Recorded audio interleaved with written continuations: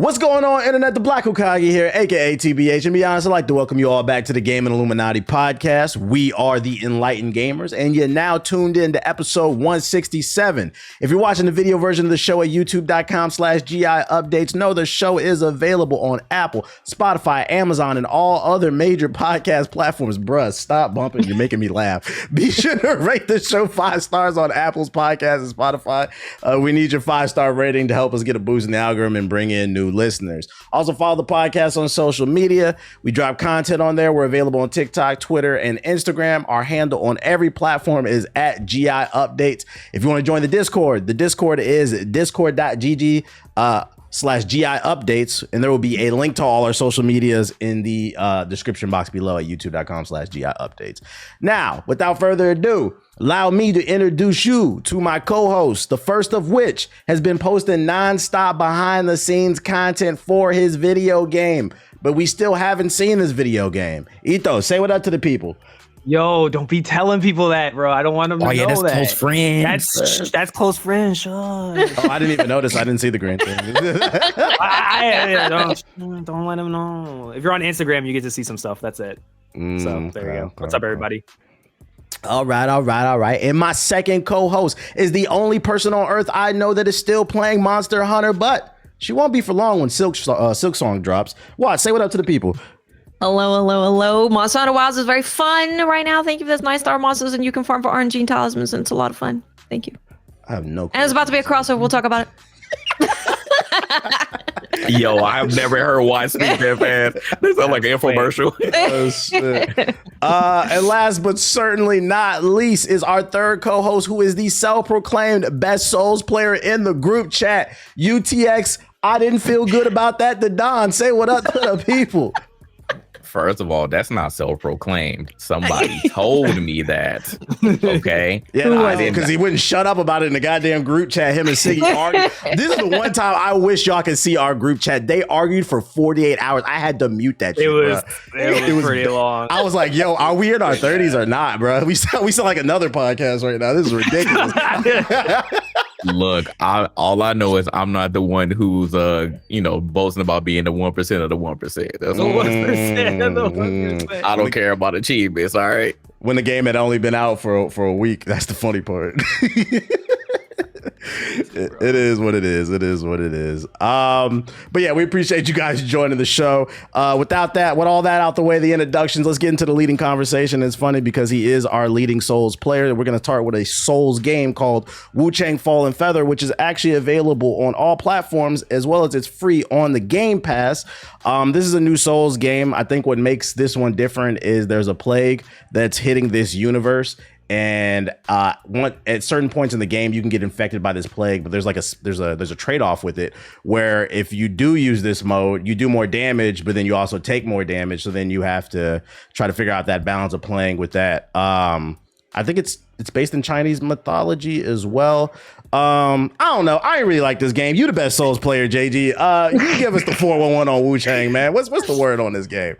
Oh man, Wuchang is another one of these Souls games that has some very unique elements. I will admit though, I kind of wish it would have did a slightly better job to not throw so many things at you. It kind of does have a little of a learning curve, but at the end of the day, it is pretty much a standard Souls game. If you play one Souls game, you play them all. You just have to kind of get used to like the different elements. So I'll start with the positive. Then we'll go into like my negatives. Positives. There are only 4 weapons, so it kind of like just it keeps it simple. But I like every single weapon. It's kind of just choose which one that you want to roll with and then go from there. I love the skill tree. It's very it's very expansive there, so that's pretty fire.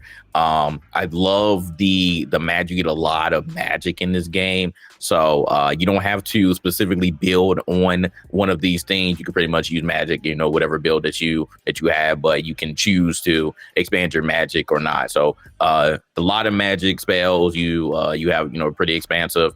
I like the elements that you have, pretty much all the standard elements, fire, lightning, you have corruption, which is kind of like poison, blight. So there are, a lot of skills to choose from. So I like all of those things. I will say the negative though, and this is kind of what made TBH quit the game. But it's really difficult at times to hit a lot of the bosses.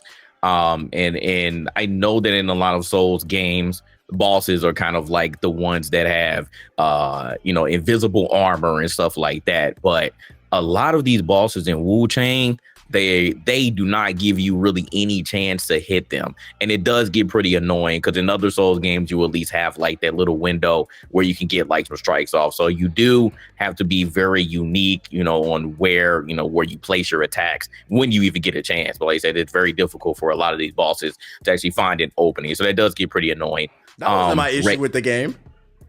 Well, I know your main issue, but you were getting bodied because you didn't want to adapt. So, that was your issue. No. I was talking about the hitboxes in this game. I was going to get to that. That was my second thing. Oh, I know. What you talking about? I didn't have that issue with the game. My issue was the hitboxes the entire time. Go ahead, though. The second thing, the hitboxes are pretty janky.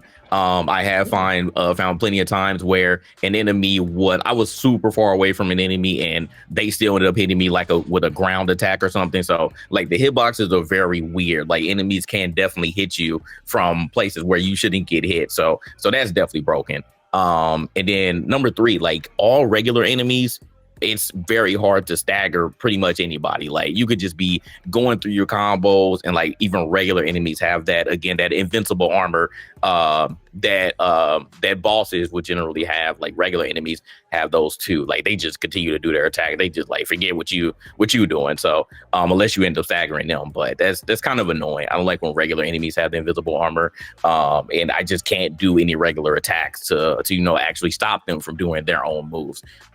So those are like my 3 biggest complaints. But other than that, I do enjoy like all of the elements of the game. I do actually enjoy the combat. Obviously there are going to be those bosses that are frustrating, but I enjoy the combat. I enjoy all of the areas except for before the patch hit, before that 1.5 patch hit. There were some areas like Cloudspire that everyone talked about where they just had a whole bunch of mines and traps and they just kept throwing them at you, and it was very hard to like navigate that specific area. So there are a couple of areas like that are just like very bad with the traps, and they did tone a lot of this stuff down. But the biggest complaint that I will have, and pretty much everybody has, is anybody who played the game before this 1.5 patch. I think that they severely neutered down the game to the point where now this game is receiving negative reviews on Steam. It don't even sound like you like this game. The way you bitching about it. But I'm not bitching about it because I deal with it, unlike you, sir. Okay, I want to beat my game. I want to beat my game. Then that's what's keep down. I'm gonna defend myself, but go ahead. This man went back to Liza P, which you already beat. I had somebody come in my chat say, "Are you playing Liza P?" I said, "Sir, just because TBH is playing it now does not mean that I didn't already play it. Me and Watch played it day 1. Okay, I've been there, done that. Assassin's Creed Shadows never ends. It never fucking ends, bro. It's making me mad. to be fair, I did take a break on that, and I went to the Liza P DLC because I really did want to play it. But you're right. But I already played it. I still ain't beat it. I'm like, oh yeah, am I old? I was like, I can't do it. I can't do it, man. But I digress. So going back to what I was saying, what they did with the game, apparently the Chinese community actually won this time. We talked about, we brought up Assassin's Creed, which is a very good example of apparently, the Japanese community being upset and some of the things that were depicted in Assassin's Creed. Well, the Chinese community actually got upset at some of the things that were depicted in Wuchang. And with the 1.5 patch, now people don't die. Like when you beat a boss, they don't disintegrate. They just kneel and then they say something. So it's very weird. I'm not a part of the Chinese community. So like some of these bosses were like actually like historical figures. So they were getting upset. People were getting legit upset at some of the ways that, some of their historical figures were being depicted. So they do that now. And then like there were a lot of like random NPCs that were scattered through the game. Now they just hide and cower like this. They used to throw rocks at you and kind of like distract you. and now you can't kill them anymore. So like those were the two biggest things that people were very upset about that were playing this game at first. So I mean, I hope that doesn't like overall lead to the detriment of this game, because I think at the end of the day, it is a good Souls game. It just has a couple of missteps there and a couple of like weird design elements that initially made people frustrated, including yourself. You end up winning the whole game because of one particular boss. But overall, like I enjoyed it. I'm literally at the end right now, so I hope to be there this week, and then move on. But I'm having a good time. I mean, once I ended up learning like that the long sword is pretty much the best sword in the game, the best weapon in the game, and how to navigate that, then I was having a much better time playing the game. So overall, I enjoy it. I recommend it. But the 1.5 patch it rubbed a lot of people the wrong way. And that right there is a perfect segue to what I have to say, because I don't hate this game. I think the best way I can define it is it's a Game Pass game. If you have Game Pass, hop on it. But would I pay $70 for this game? Fuck no. It's $50. Oh, I wouldn't pay that. I'm just saying. I wouldn't pay that for it either. That's the sad part. This is a $20 game to me, bro. It is janky. Damn. And what you said at the end is the exact reason I quit. He said, man, this man sat here and bitched for about 15 minutes, but he said, once I realized that, the best weapon in the game is you got to use that long sword. It's a single player RPG that lets you design your own character that's got a fucking meta to it. I don't want to do that, bro. I already get annoyed with that, with the multiplayer games. You can beat the other bosses with other weapons, but like I got super tilted because it's so unbalanced. That's what I liked about other Souls games. When I was playing Lies of P, people were telling me that the Puppet Ripper was ass. It was trash because of how slow it was and you can't beat it. When I played Star Wars, people were telling me don't use the heavy blade, it's ass, you need to da-da-da-da. The game is balanced. These other games are balanced for you to use the other weapons efficiently if you figure out the play style. In this game, it was very clear what was the meta, and it was that long sword. I could not believe I beat my head against the wall for 2 hours fighting that damn boss that was you had to fight in the water. The bow commander. Yeah. And yes. the chat, and it wasn't just that it was a hard fight. My axe was literally phasing through this chick half the damn time. So I was tilted because it's a super fast fight. My weapon is going through her body, and that weapon was doing that before that fight, but that one took it to another level. So half my hits were not registering, and the chat was just like, just try the long sword, man, just try. I was like, all right. I said, I'll tell you what, because I'm trying to figure out, I was like, yo, am I really this ass at this game, or is there some type of meta here? I said, if I watch this boss, I'm gonna uninstall this fucking game, because what I like is when a game who has a character creator in it lets you create a character, and yeah, certain weapons may be better for certain situations, but I feel like the difficulty in terms of balancing should scale in a sense like, okay, if this is the optimal weapon for a boss, that's normal difficulty. But if you use this weapon, normal goes to hard. It shouldn't go from normal to extremely hard. Like the balance was completely off. So after about 2 hours of beating my head against the wall, I switched to that meta longsword that JG's talking about. I watched this boss under 20. I was so fucking mad. I was like, I knew I'm not that bad at games. I knew I wasn't. I watched it. I went back and looked at the footage. About that. Okay. I was like, I'm good off this. I'm good off this game. I was like, I'm not gonna do this I'm not gonna sit here and try to. Because what I like about an RPG, and this is my personal preference, you let me design my own character. I want to create a build, and then I want to continue to optimize and reiterate on that build. Now, if I switch a weapon, it's because it's my personal choice and I want to try that weapon. Like I'm trying out the Gunblade right now in Lies of P, and I wasn't too sure about it, although I was playing it earlier and I'm getting better. I'm like, okay, this joint is nice. But I'm like, it was very clear that it felt like it wasn't enough QA testing, and on top of that, the janky hitboxes. I was like, I'm good off this. It's not a trash game. What really made me quit is the unbalancing, and then the fact that there's so many good games out here right now. I'm not stressing myself out over a 6 out of 10. I'm good. If you want to try it, it's on Game Pass. You can get it for free. I would recommend it, but it's just it's a tier below. I'd rather be playing Lies of P, and that's what I went and did. That's just my opinion. It's all right. What you think? I call Cap. Watch, please tell him. Please tell him he's actually bad this whole game. The meta weapon for Honglan is the axe. That is true. That is. It actually is. So why was I think phasing through the body half the time? So I think the case is with Wuchang is I think you get access to things that are like easier to get used to, or maybe they're stronger in the longsword like earlier in the tree, and then you have to like actually kind of make a build with some of the other weapons.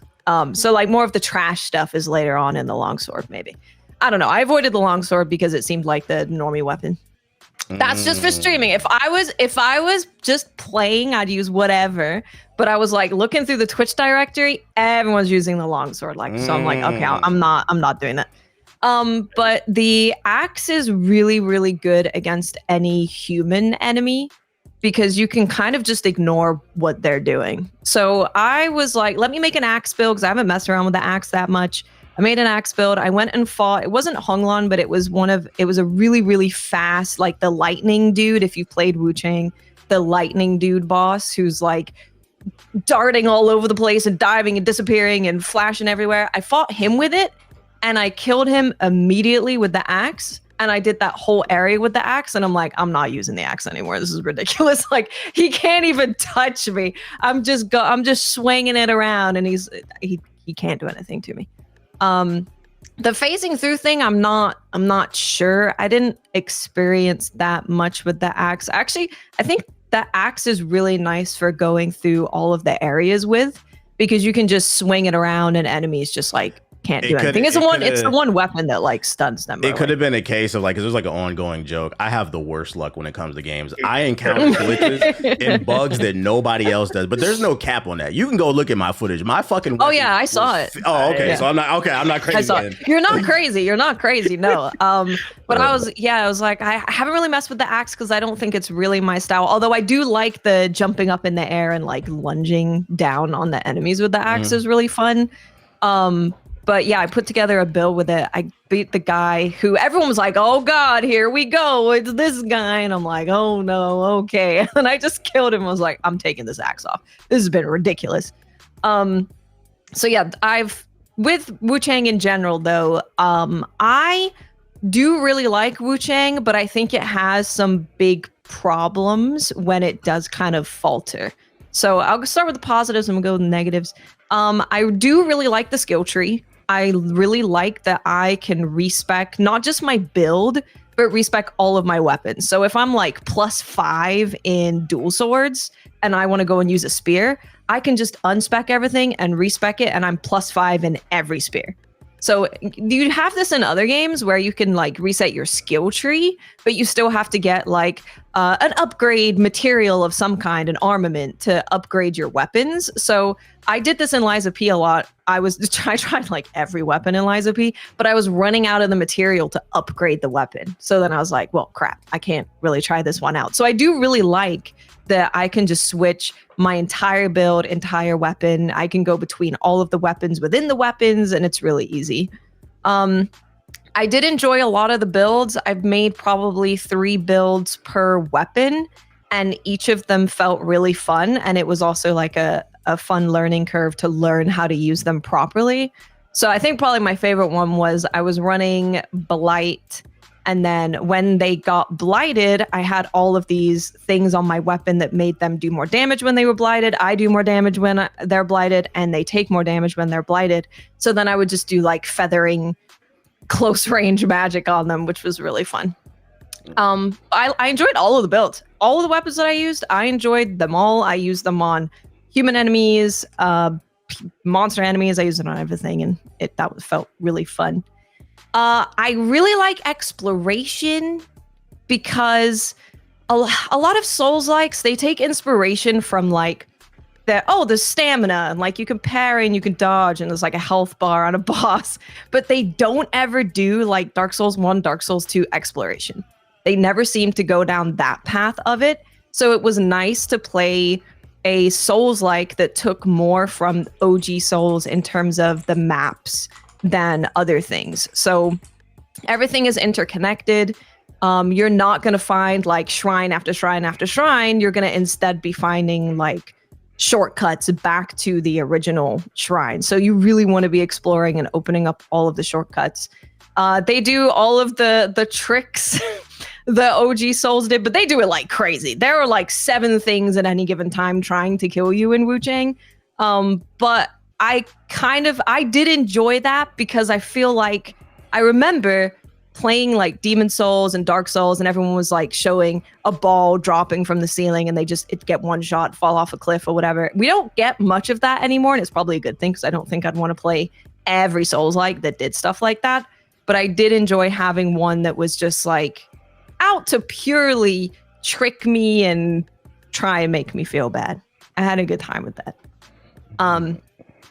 Yeah, so I described like Wuchang as Dark Souls 1, Dark Souls 2 exploration, but it kind of feels like Demon Souls in that Demon Souls, when you were exploring, those areas wanted to beat your ass. And then the bosses were like, not that bad.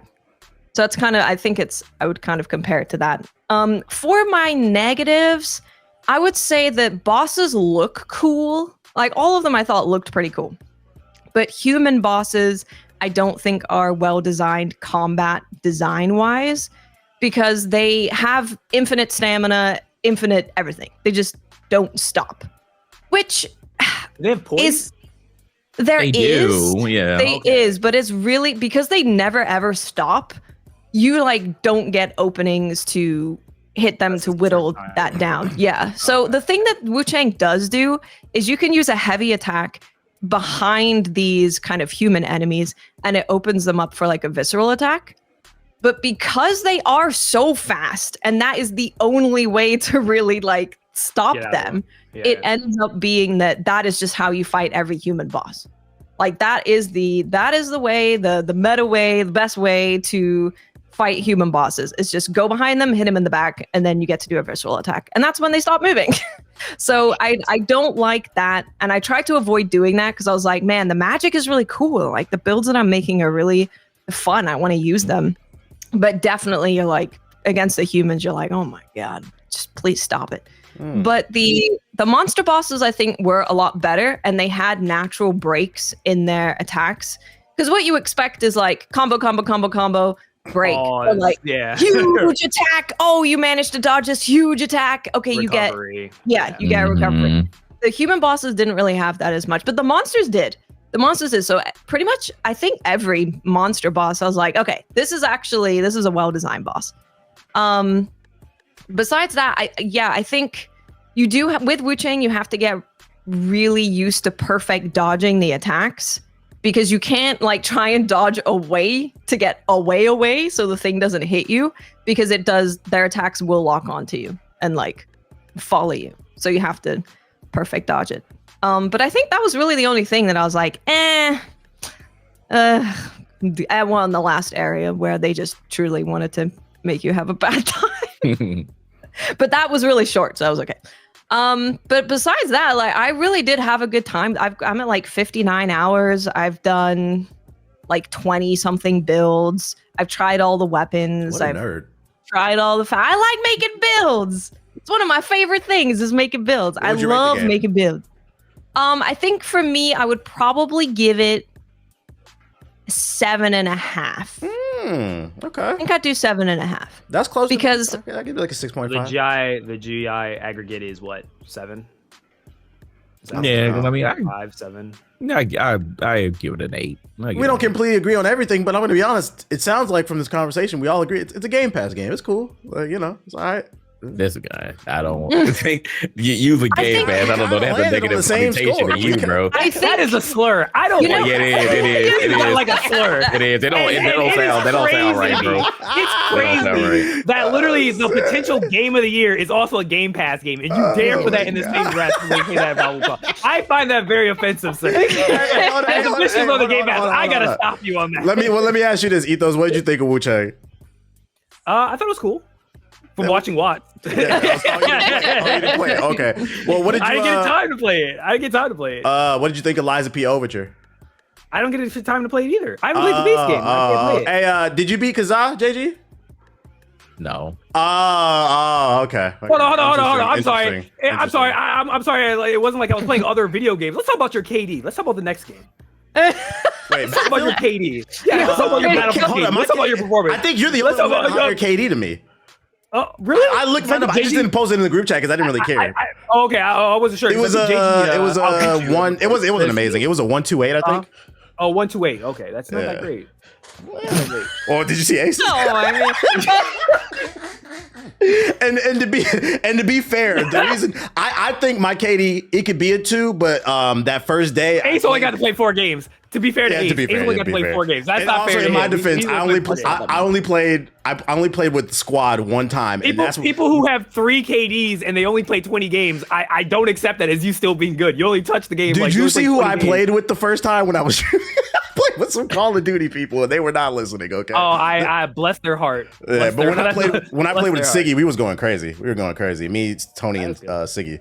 All right, I sidetracked, but anyways, you're about to go into that topic anyway. Yeah, I was gonna go there. We can talk about it. So what? I want the record to show. I've been busy playing Night Rain with Watts. Okay, so I've been playing Souls. I've been playing Souls. You guys, I haven't seen any of y'all out there doing the temper stuff. The point I was just trying to make, the picture I was trying to paint, I just find it very interesting. We have all these hot takes about my what's going on with me in Souls games. It's like you playing the game. It's not my fault. I want to watch you fight Simon. Kazaa is a better what are we talking about here? Souls game than Wuchang, and JG didn't beat it. I don't want to hear it. Why are you focusing on that though? That doesn't make any sense. You quit a whole game. You cried. You quit a whole game. Cried. That's crazy. Oh yeah, Watts, I want to bring up a perfect point about this. Since he wants to bring this up, do you know that in Wuchang you have 2 weapon slots? So guess what the game wants you to do? Play with at least 2 weapons at one time. Guess what you didn't do? Play with 2 weapons at one time because you wanted to, in your ego, you wanted to beat that boss with the axe, and you felt like you needed to switch in order to beat the boss. Guess what I beat the bold commander with? The one-handed sword. And guess what I did? I fucking did magic because you know what? If you're not going to stop hitting me, guess what happened? Why are you saying like I just fucking magic? Because here's my point. Because I understood exactly what Watt said. If you're not going to stop with your combo strings, guess what I'm gonna do? I'm going to hit you with magic and I'm going to burn you. And that's exactly what I did. So you can beat the bow commander with multiple weapons. You chose not to. And what does that say about you? If Watt said that she could beat that boss with the axe and you couldn't. Inferior. I was going to say what it says to me is y'all more hard-headed than me. I'm not playing that shit because we all agreed. No, you're hard-headed. Let me finish. We all agreed. We all concluded that it's a similar score. The difference is I'm not playing no average to below average shit when all these amazing games is out. Hold on. Wait a minute. Wait. Stop. We just had a 7.5, a 7, and an 8. And we're going to sit here and act like that's not a good game. Who gave it an 8? Who gave it an 8? Me. You said an 8. How you give it a 7.5 and you ain't play it? Not me. He didn't say that. He was talking about us. That's the thing. He's talking about us 3. That is a 6. That is a 6. Lies. I don't think it's a 6. Better. He said an 8. You said what? Whatever hated level. What is it? 4 for you? A 6? 5 years from now, you guys will regret these opinions. No. 5 years from now. I don't think I will with Wuchang. No. 5 years from now, we probably won't even be playing Souls games. I want to see you continue to struggle, my friend. I think. Come on, old man. We hear old man. Listen, we hear old man. It's not that I don't think I can beat Wuchang. Don't do that. I stand on the fact that there are just way too many good games out right now. I rather play live. I went straight to live. I said I'd rather play Lies of fucking P than to be fair, there was also playing Wuchang. It came out at a perfect time too, because there was literally nothing else. Like when it released, there was like actually nothing else. So it was like it was a good time. I had like a solid 2 weeks and nothing. I know Watts isn't I could on just this, relax. but Ethos is time to bully. We're gonna bully him back. We're gonna bully him back. We're gonna do it. We're gonna do it just like Sekiro. He went back to Sekiro. We gonna bully. I accept this from JG. I don't accept this from Ethos. No. Let's talk about what matters. Let's talk about what really matters. No origin. You fight the nameless puppet and be quiet. No. I'm not gonna sit here and have revisionist history. This is the man that developed the uninstall. You remember that, JG? Was this not the man that had uninstall you? You're gonna be like, I'm uninstalling this game. He had whole videos. I uninstalled. That's my last uninstall. Wuchang. I uninstalled it. Yep. But you had a whole record of you uninstalling a bunch of games before that. So we're not going to sit here and be like, I told you he was going. I told you he was going to bring that up, bro. And now you're showing a revisionist. I'm just saying. I can't remember the last time I uninstalled a game and I didn't beat it. I genuinely cannot think of one. I played a lot of games. I haven't played as much as you guys have, but I put a lot of games. You can check my Steam. I played Supervive. Have you seen that meme when like the futuristic meme when something ends? This is what society looks like. When I uninstalled Wuchang, that's what society like. I was just at peace. I saw flying cars like the Jetsons. I just felt until he start playing Lies of P. Until he start playing Lies of P right into that gator. I watched the gator. What are you talking about? I had trouble with the puppet chick. Oh my gosh, you are lying. I literally spent an hour on the gator. It was that the gator did chick. belly flops on your punk ass. Yeah, I figured it out though. I wasn't stressed about that fight. And then you got to that puppet, and you got watched for like 4-5 hours. If you got footage, we got a bounty out. If y'all got footage, I don't deny that. You see how I take my L's, but they duck and dodge. I don't deny the puppet, but you're not about the gator, bro. Cut it out.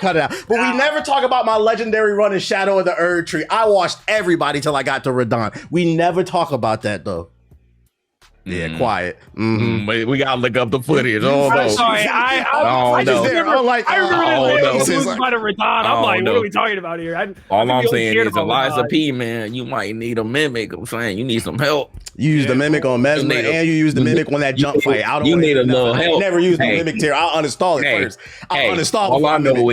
All I know is we all, except for you, we all use at least a summon in Elden Ring. Okay. I'm glad you retract that statement. But we want to bring up me. I was the only one. Like I was the only one. Even Siggy used one at first. Okay. He used mimic. He was using. Everybody used the mimic. Magic too. Before it became Mickey. I'm not going to look at the footage. I was unaware of this.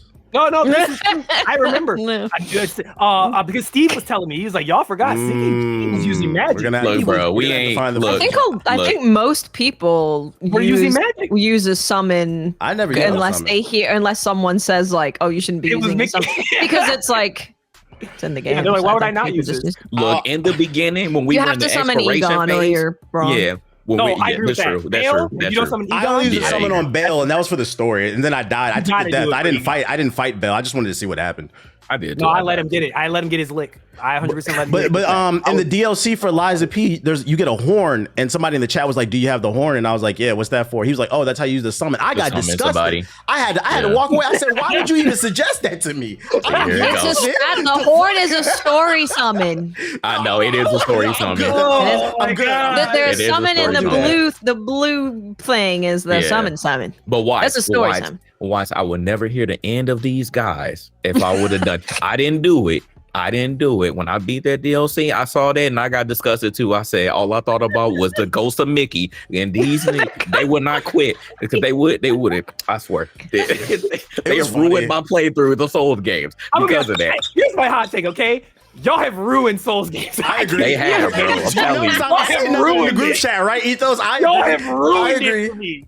I miss the days when me and Anon were playing Dark Souls 3 and nobody else was playing. I miss the days that JG and I were playing Sekiro and we were just getting clowned calling us masochists. I miss those days. You know what? We got Mickey this, Mickey that. I can't use this. Bro. I used a shield. I got slandered for using a shield on to fight a boss. I got slandered for using a long sword on there. I'm over here trying to stab somebody and play the game normally. I'm like, all right, so I can't use a shield. And then the next thing someone's gonna tell me is, oh, you can't use runes. Oh, no, matter of fact, you're wearing heavy armor so you can block shields. Oh, look, bro. I beat. Look, this is from a lot of events. This is from a lot of events that have been happening recently. Look, Ethos has had enough. I'm tired of this. I beat what's her name? Melania. I beat Melania as a level 145. I did not have all these tools that y'all had, but at the same time, I'm not mad at y'all because y'all took the time to go get them. I didn't. I just wanted to beat the game. So I get how someone could be more exploration and ran around and grabbed a bunch of stuff. But god damn, I can't carry nothing unless I'm booty butt naked with a stick. That's the only way that's the only way I feel like I'll ever be able to consider you're a real Souls person. You beat him with a stick. And I think even if I use a stick, they'd be like, no, I'll punch him. Like, I'm tired of this. I'm so tired. Can people just play the way they want to play? I get that. But at the same time, if you play in a certain play style, can we just stop with the shit talking? Oh, I beat this person this time. I beat this person this way. I don't care, dog. It's never gonna stop, man. Just beat the game. Can you beat the game? That's the question. I think that's what makes our next topic so refreshing, because I think it's the first game that we've played in a while where we weren't competing against each other and we were working together. And we're talking about the Battlefield 6 beta. They recently had a beta. Until you pull up the KD. What's your KD? I know, right? Yeah. Thank you, Watts. Who put the KD? No, because of your argument. Cap. I was She just said using that for cap. your argument. I was just asking your argument. That's fucking funny, dude. Cap as hell. The Battlefield beta, though. You know, Katie aside, they had a beta the past 2 weekends. And, you know, Battlefield's been in a very interesting place because for a while it was pretty dormant after Battlefield was a 2042, didn't deliver like it needed to. So people were unsure how it was going to go. But I mean, people are saying it's back because you said what? What did you give that game, by the way? Shut up. The fuck up. Don't join that side of the internet. Don't join that side of the internet. Mistakes were made. The ones, you know, hey, hold on. In my defense, I based that off of the previous data. And the one time where I needed EA to come through, they fucked me over because if you play Battlefield, you know it always launches in a broken state. They fix it, and everybody says it's the greatest thing ever. This was the first one where they didn't do it. This is like the third time EA has screwed us over when it comes to covering something that they've done. Like we'll come out, we'll be like, I actually enjoyed this. I don't think it's great, but I enjoyed myself playing it. And then my internet like overwhelmingly hates it, and they're like, you're a fucking shield. and reviewing a game like Battlefield's so tough too because you get early access to it. You're only playing with devs and like other journalists, so you can't really get a good scope on how the servers are working online. So it's like that's why I stopped doing game reviews. Like you be getting set up by these companies to look stupid. I'm like, I'm good off this shit, bro. I'm good off this shit. But yeah, they made changes to the class system, more destruction than ever. It's actually really well optimized. Yeah, let's talk Battlefield 6. Jay, how we feeling about this new addition to the series? Like you said, I think they're back.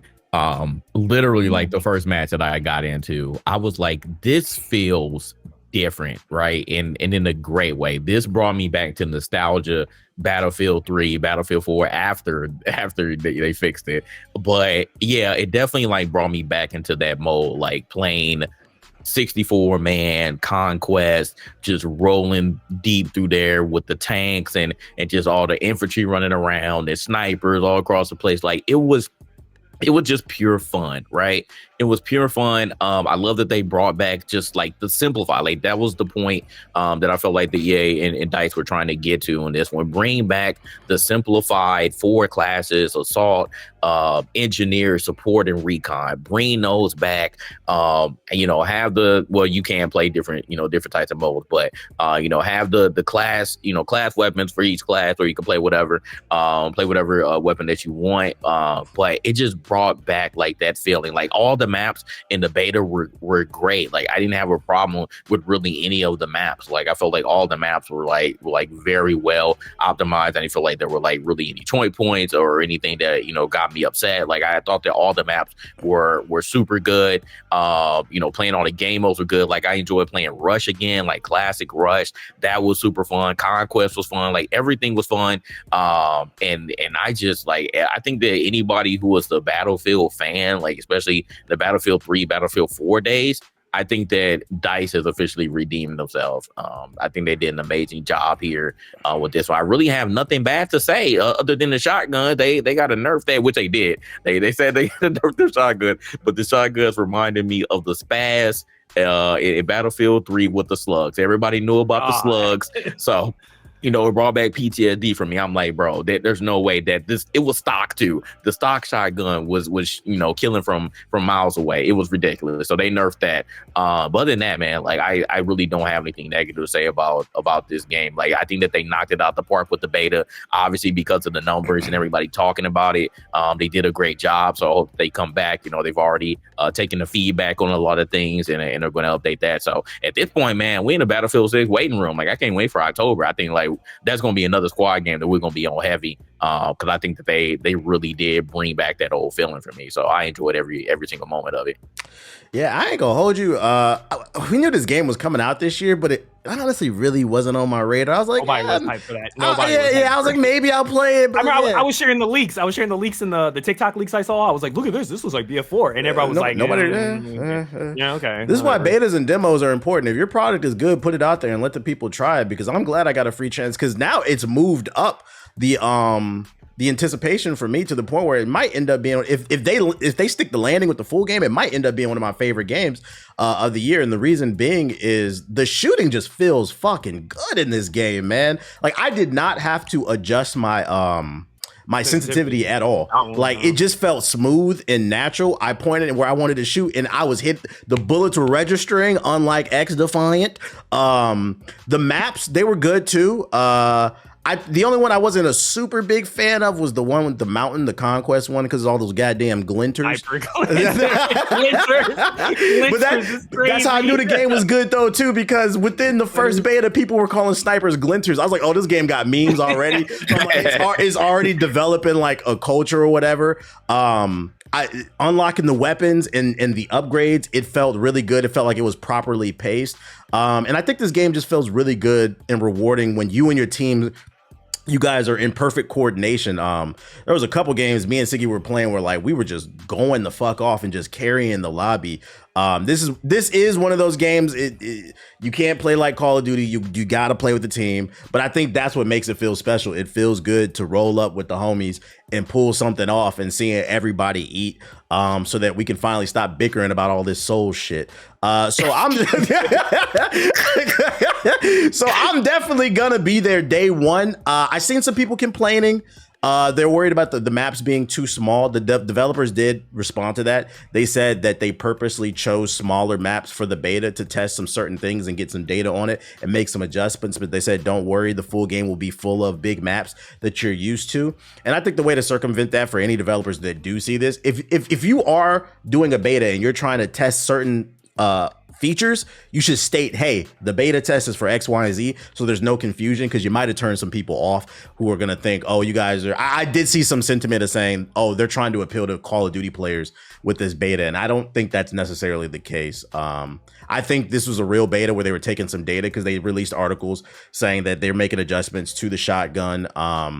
They're making adjustments to the movement, because I seen some stuff on TikTok. People were doing some crazy shit sliding across the map. So there's enough time where they can make some decent changes to the game. And I'm hoping it turns out good. I like what I played. I'll be there day one, and I'm excited to finally have a game, because I feel like it's been a while since we actually been in the Discord and played games together like that. And also, it's nice that there's no Nicki Minaj and Beavis and Butthead and fucking Goku running around with an AR. It's nice to just get back on the battlefield. Watch, did you get a chance to play the beta? No, I didn't play the beta. Fair enough. Probably not gonna play it. You know why doesn't like shooters? She put her gun down a long time ago. I put the gun down. I placed it down. I stepped away from the violence. Okay, no more John Wick over As I here. stab people to death. The only gun she uses are the futuristic guns in Destiny. You know. Fair enough. What about you, Ethos? Yeah, I loved it. It was amazing. I put 30 hours in that. It was my crack. I could not put that game down. That beta was amazing. Yeah, it's everything you said. I think it's a return to form. It's crazy too, because like I like 2142 or 2042. I enjoyed it, but like I kind of perceived it kind of how like people perceive Hardline, which is like it's a spinoff. Like I don't perceive it as like this is a true Battlefield game. It's more of like I perceive this as like a spinoff game that's like different, and because of that, like I kind of like separate it from like how I usually expect Battlefield to be. But this one, this new one, like it feels like it earns its number. Like that's the way I usually always scale them, is like, does this one earn its number? Like Battlefield 3 earned its number, 4 earned its number after 2 years. 5 is a little bit hit or miss for some people. Some people, you know, I think people have come around to it to being like, okay, this game actually maybe wasn't as bad as we thought.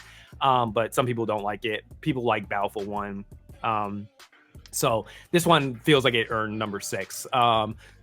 I love the revive mechanic they added. It felt like something that just should have been in Battlefield for such a long time. It's crazy, like just now we finally have it. The idea like you can drag your friends, and it adds this whole like cinematic and all these funny memes and stuff like that of like, you know, caring for your teammates. And I feel like that's been missing a lot lately, in like in the shooter space, kind of that cooperative feeling that I feel like's been kind of been not killed, but it's kind of been like left to the side for like hero shooter mechanics and like tactical shooters and whatever the hell Call of Duty's doing now. Like I don't get me wrong, like I enjoyed Black Ops 6. I think we all played Black Ops 6 and we enjoyed it for the first like month, but that's usually always Call of Duty's pattern is you'll enjoy it maybe initially, but then, you know, they'll start adding in the BS and then, you know, it's not enjoyable anymore.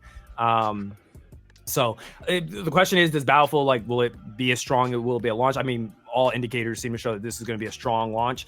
We made fun of them last time about the whole 100 million, but now I'm looking at this, I'm like doing the math in my head. I'm like, oh God, like I don't think they're going to hit 100 mil, but I'm like, they actually might get closer than I ever would have thought. 1 million pre-orders already after everybody said they wasn't pre-ordering it. Yeah, they're already saying like this Battlefield might have the most pre-orders ever that they've ever gotten for a Battlefield game. It did break the record for pre-orders. And that's I think it had the highest amount of people ever for a beta. Gamers be lying. In the history of Battlefield 2. So like every indicator is saying that like this is going to be probably like a massive hit. I mean, if you ask me a ton of times, like I'm an old head. We're all old heads here.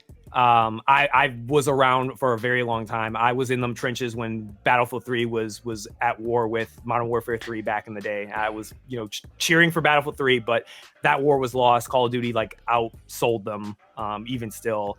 But like, and I've always felt like since like I don't think Battlefield has ever had a chance of outselling Call of Duty. I think it's never happened. And I've seen people talk about, oh, Call of Duty's gonna die, Call of Duty's dead. I don't think. Again, I think it might be too big to break. Like maybe Activision's right about that. Maybe it's too big to fail. But at the same time, I'm like, this is the closest I think I've ever seen Call of Duty where I'm like, genuinely, I'm like, this is actually a threat. Like, you guys are like, especially what they've just showed recently. I'm like, this is actually like when they showed 7, I was like, you should be a little concerned. Like, I would be a little concerned now. I think we're beyond the realm of like Call of Duty's too big to fail. And I think we're now in the realm of COD's not going to die, but you know what I mean? Like, I wouldn't be shocked if like the sales end up being like lower than what Microsoft is expecting, and Battlefield actually has like the highest sales they've ever had for franchise, which is terrifying because now you're probably going to go into the next topic, because obviously if Battlefield sells extremely well, we already know what that means for EA. So that's kind of your double-edged sword. But yeah, what Ethos is talking about is some executives from EA have already came out and said that they would like for it to become an annual release within the next 5 to 6 years. So if it sells well, they're going to milk the hell out of it. And then, in my opinion, the quality is probably going to drop. And it's going to take the route of Call of Duty. Never forget, this is EA we're talking about, baby. They're here to make that money. And that's an unfortunate thing. I think I'm in the stance of like, if Battlefield 6 comes out and this firearms are going to enjoy it for what it is, but as soon as it starts tanking, I'll get off the game. Like, it is what it is. Like, I'm not loyal to this.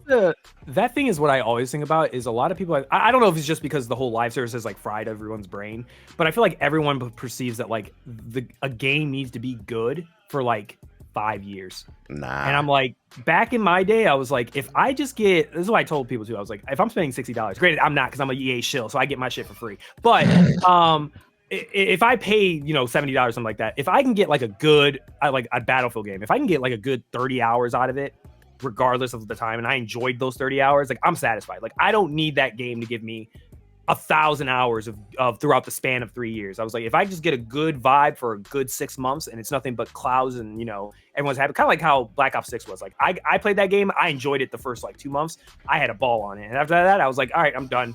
Destiny, same thing. I played what is it called? The final shape. I was like, I'm done. I haven't picked it up since. I was like, I'm satisfied by this. I don't need to keep going. And I know like a lot of these dudes, they're trying to convince you have, like, they want you to keep going. And I think back in the day when we were younger, that was always a positive thing. I think back when we were younger, this idea of like, oh, I won't have to pay for like an annual release. I only have to pay for the game once, and it'll just, I can just keep playing it. But I think now we're seeing is that games need to die.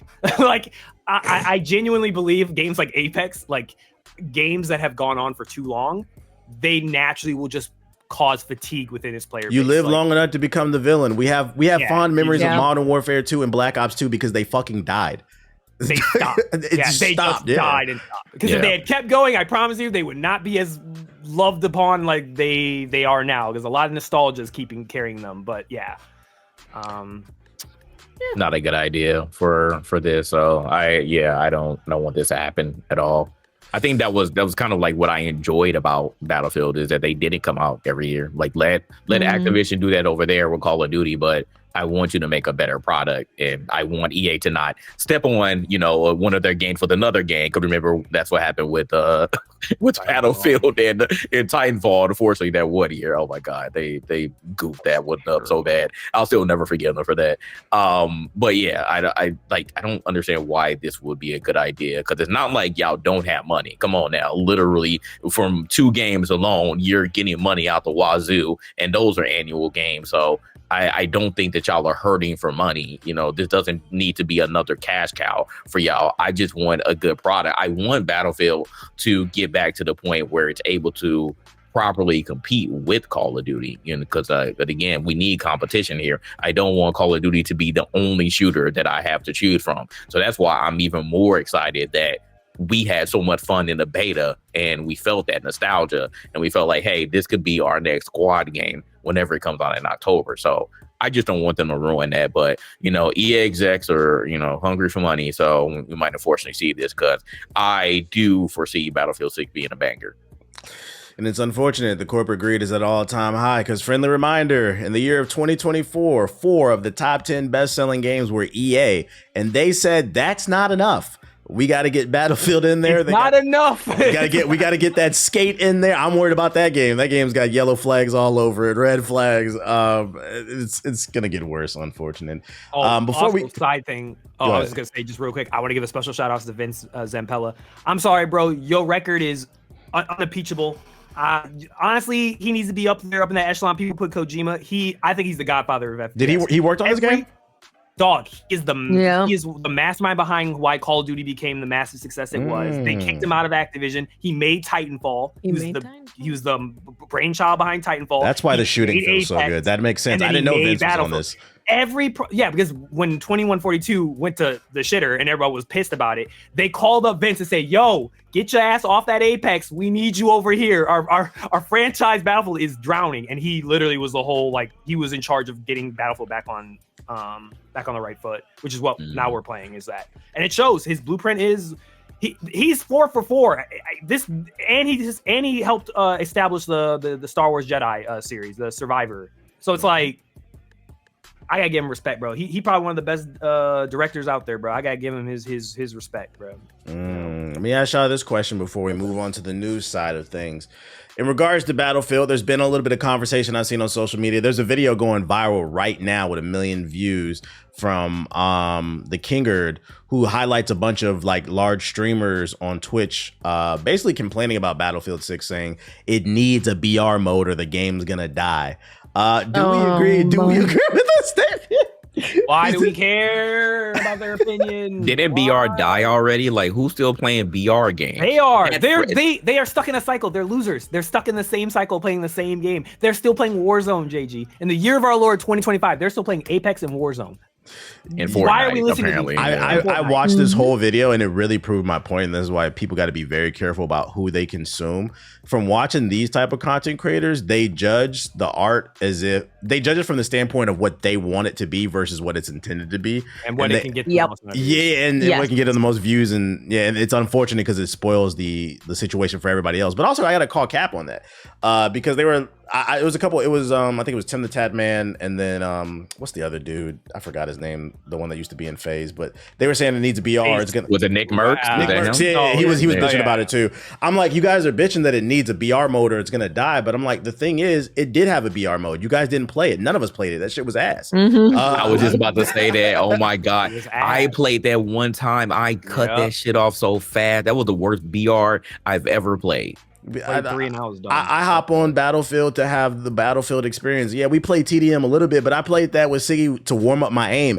After that, we was playing Domination, Conquest, Rush. We play it to play objective-based modes, and that's what makes not Call of Duty, but Battlefield special. That's what makes it different. I'm like, yeah, just let it be. Just stick. If you want to play fucking BR, just go play Warzone. Quit trying to ruin this for everybody else. These are the same people that when Call of Duty was overrun with hackers, they ran over to Apex, and we called them the Warzone refugees. They just move over to other games and then they ruin them too because they don't understand the community. They don't understand the mechanics. Nobody wants that bullshit over here in Battlefield. They already tried with BR. They failed. Have them leave that alone. Nobody's going to play that game mode. Stop it. It's getting a BR. So what are they complaining about? That's the funny part too, where they don't read. They already said they were getting a VR. Unfortunately, they said we're gonna have a VR. Is this one going to be better? I don't know, but I'm not I'll play it if it's good. But it says it's going to have objectives, so I don't know. That's going to be the slight difference, but still, I don't want to. I'm not interested. I'm not excited for that. I'm just excited. I'm happy that the multiplayer suite of what we played is good. I spend most of my time. Want to get on the game, play some objective, kill some people, and then upgrade my weapons and get off. I like that it's not this crazy battle pass system. It's old school. Just run a couple games and go to bed. I'm too old for this shit. No, man. I'm not trying to clock into another goddamn game with a battle pass. Part time. Yeah, I'm good. So yeah, they need to shut up. I'm tired of bigger streamers like just having terrible takes about stuff that they don't even play. Like, I understand that you tried it out, but you know, honestly, you weren't in the trenches back in the day. And if you were, like, how dare you say things like that and think that has any merit? Like, that's dumb to me. And that, ladies and gentlemen, is Battlefield 6. I believe it comes out the full game October 10th. If not, it is in October. It's definitely October. So we'll be recircling when the full game comes out to see what the full release is like. Hopefully they stick the landing. We're rooting for y'all for once until y'all fuck up again. Moving on to the news side of the podcast. Since the last show, Gamescom 2025 happened. For those unaware, Gamescom is Europe's version of the Summer Games Fest, or originally E3. Big show, the biggest trade gaming show in Europe. It's held in Japan. Usually, I'm not gonna lie, Gamescom is pretty quiet. I always would joke that Gamescom is the E3 Summer Games Fest leftovers, where like you don't really get maybe one big announcement, but other than that, it's just a chance for people to try out the demos that were already there at E3. But with less competition, I'm not gonna lie, this Gamescom wasn't bad. There were a few things that I saw that was making noise on social media. I dropped a link on the show notes, some of the biggest announcements. I think the one that surprised me the most was, because I'm sick of Lego games, Lego Batman Legacy of the Dark. That shit looked pretty gas. I'm not gonna lie. I was like, well, this is what we wanted, not Gotham Knights, bro. I was like, I can't believe I want to play a Lego game, bro. That one looked good to me. Resident Evil Requiem. I'm not a big Resident Evil fan, but I like the atmosphere in that game, the tone of it. And then a lot of people were super excited about Black Myth. It's getting a sequel. A lot of people were confused if it was a DLC. It's a sequel. I don't know how to pronounce the name. I think it's Zong Kui. Am I saying that right? Zong Kui, I think. Something like that. It's going to star another hero from Chinese mythology, so a lot of people are super excited about that. But yeah, I dropped the link. Was there anything y'all saw from Gamescom that got you super excited for the future of gaming, which is dead, by the way, according to all the hot takes? Man, you already know what me. Only Musha, and that's it. I was just kidding. Musha look good. Yeah, it does. I'm not gonna lie. After everything that they've shown, it's looking better and better. So I'm very excited about that. What I really like about Onimusha, what they showed is I don't know if you saw the IGN video. I think I linked it in the group chat, JG. Yeah, the parry system. There's like 3 or 4 different ways to parry, and what I really like about it is it rewards you for playing well. If you really master those mechanics, you can basically just cut off the enemy's head. So it's not a bunch of bullet sponges. So I thought that was pretty cool the way that they're handling it. And they made it very clear for those unaware, it is not a Souls-like. It is an action game. That is going to take some skill, it looks like, but it is an action game first and foremost. I thought that one looked good. Somebody was asking me, was this how Onimusha always played? And I was like, nope. It was top down and it was more survival. Like, it wasn't a full-on action game. So that was my question initially when we saw the first reveal. What are you going to make it, like that, more of a survival game? But now I got my answer. And I'm fine either way. Yeah. And it looks cool. It's doing its own thing. Give me a nosebleed trying to navigate that gameplay, but it looks cool. What game, Ethos? Pragmata. The Last of Us in Space? Yeah. Do you see the gameplay of it? I honestly didn't, because I saw it before. They got doing some Tetris hacking minigame in the middle of combat. I said, bro, I'm gonna go like cross-eyed trying to play this game. That's awesome. Like, you gotta track this snake thing to hack, and at the same time this thing's trying to kill you. You're dodging, trying to shoot them. I'm like, bro. Yep. I hope it's not too much like brain overload, because I'm a boomer, so I don't know if I can handle all It's that. Good if you're a boomer. It's good. Keep your brain healthy. brain exercise for you. Do your daily puzzles. That's your puzzles. I was like, what? I don't know. Maybe Cyberpunk just messed me up because I was like, when I was a kid, like we used to freeze time and then be able to target people and click a button. Now they're making me do mini games in the middle of combat. But it looks cool. That one I wasn't like interested at all. But now I'm like, oh, this looks cool. I'll check it out. I think the thing that I appreciate the most about Pragmata is that it's Capcom doing a brand new IP, because Capcom could literally just release like Street Fighter, Monster Hunter, Resident Evil, and like be good forever. They wouldn't need to do anything else. This is why I was upset with them, because they kept doing that. Because they kept doing it, yeah. Yeah. So it was really, I'm like, Capcom's doing a new IP, and not only is it a new IP, it's a new IP that has a unique gameplay element. So I'm like, I'm gonna try it. I'll try it at PAX like this coming week. Yeah, but I'm just excited to see. Your eyes are crossed. Like I'll be like, oh yeah, okay. Oh, she played it. She didn't lie. Oh, okay. But yeah, I was watching Maximilian talk about it on his video, and he described it really like the way he described. I was like, oh, you know, ball. He said it's as if Capcom made an indie game. It's something that you'd expect an indie game developer to come up with, some weird thing an indie developer would come up with that you paid $15 for. You played a couple hours, like, oh, that's a novel idea. But with like the AAA, polish and backing of like Capcom's like studio being able to develop that. And I was like, that's a good point. I mean, I've been asking for that. I want smaller games and unique stuff. So I was like, yeah, that's actually pretty cool now that I think about it. So we'll see how that goes. Outer Worlds 2 looked cool. I mean, I've been already kind of excited for that. So that looked cool. Did y'all like the Indiana Jones, the next game there? They announced a new one? Yeah. It's a DLC. Well, I liked it though. Yeah, I liked that new one they dropped. So I got to get back on it to finish it. But yeah, I thought it was cool. Oh, Fallout Season 2 looked immaculate. Oh my god, I can't wait for that. Yeah, I was levitating in the air when I saw that trailer. It was amazing. It's crazy. Again, not being a Fallout fan, I definitely enjoy Season 1. They put a lot of money into it, but they executed. So I can't wait for Season 2. Yeah, New Vegas fans about to become even more insufferable. Oh, I see that, yeah, because they're going there, yes, sir. Oh, the worst part is, Bloodborne fans, they are. I'm a huge New Vegas fan. I love New Vegas. I think it's like my favorite Fallout. But like the way they were acting because of the end of the first season, I'm like, y'all gotta relax, bro. This is not technically like, actually, this is not technically impossible because the timeline, New Vegas should have been I'm sitting there like, bruh, they said they're gonna explain it. Shut up. And they're showing all this. I already know. If they make one small mistake, that's the one thing about New Vegas fans. Oh my god, they'll just lose their mind. But you made this inaccuracy and you made a plot hole that's not relevant. None of it's real. Relax. Yeah.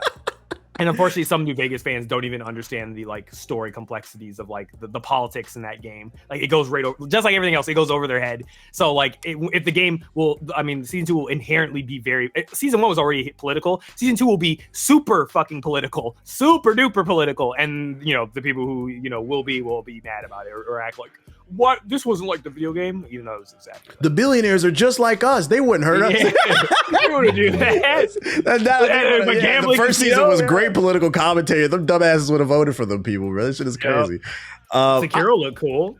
Oh, that's right. He got an anime. I forgot about that shit. Yeah, it's real. That looks so lit. Elden Ring looks ass on Switch 2. I mean, we're really shocked there. Sparking Zero's running at 8. The Switch 2 had a rough Gamescom. I'm not gonna lie. Yeah, everything they showed, people were like, golly, this looks. I was saying that I wasn't surprised, but I was really hoping that this go around Nintendo would get it right. But it's still inferior hardware. I mean, you could put a number 2 on it, and you're still having those same problems. Did I put that on the notes? The other thing, bring that up.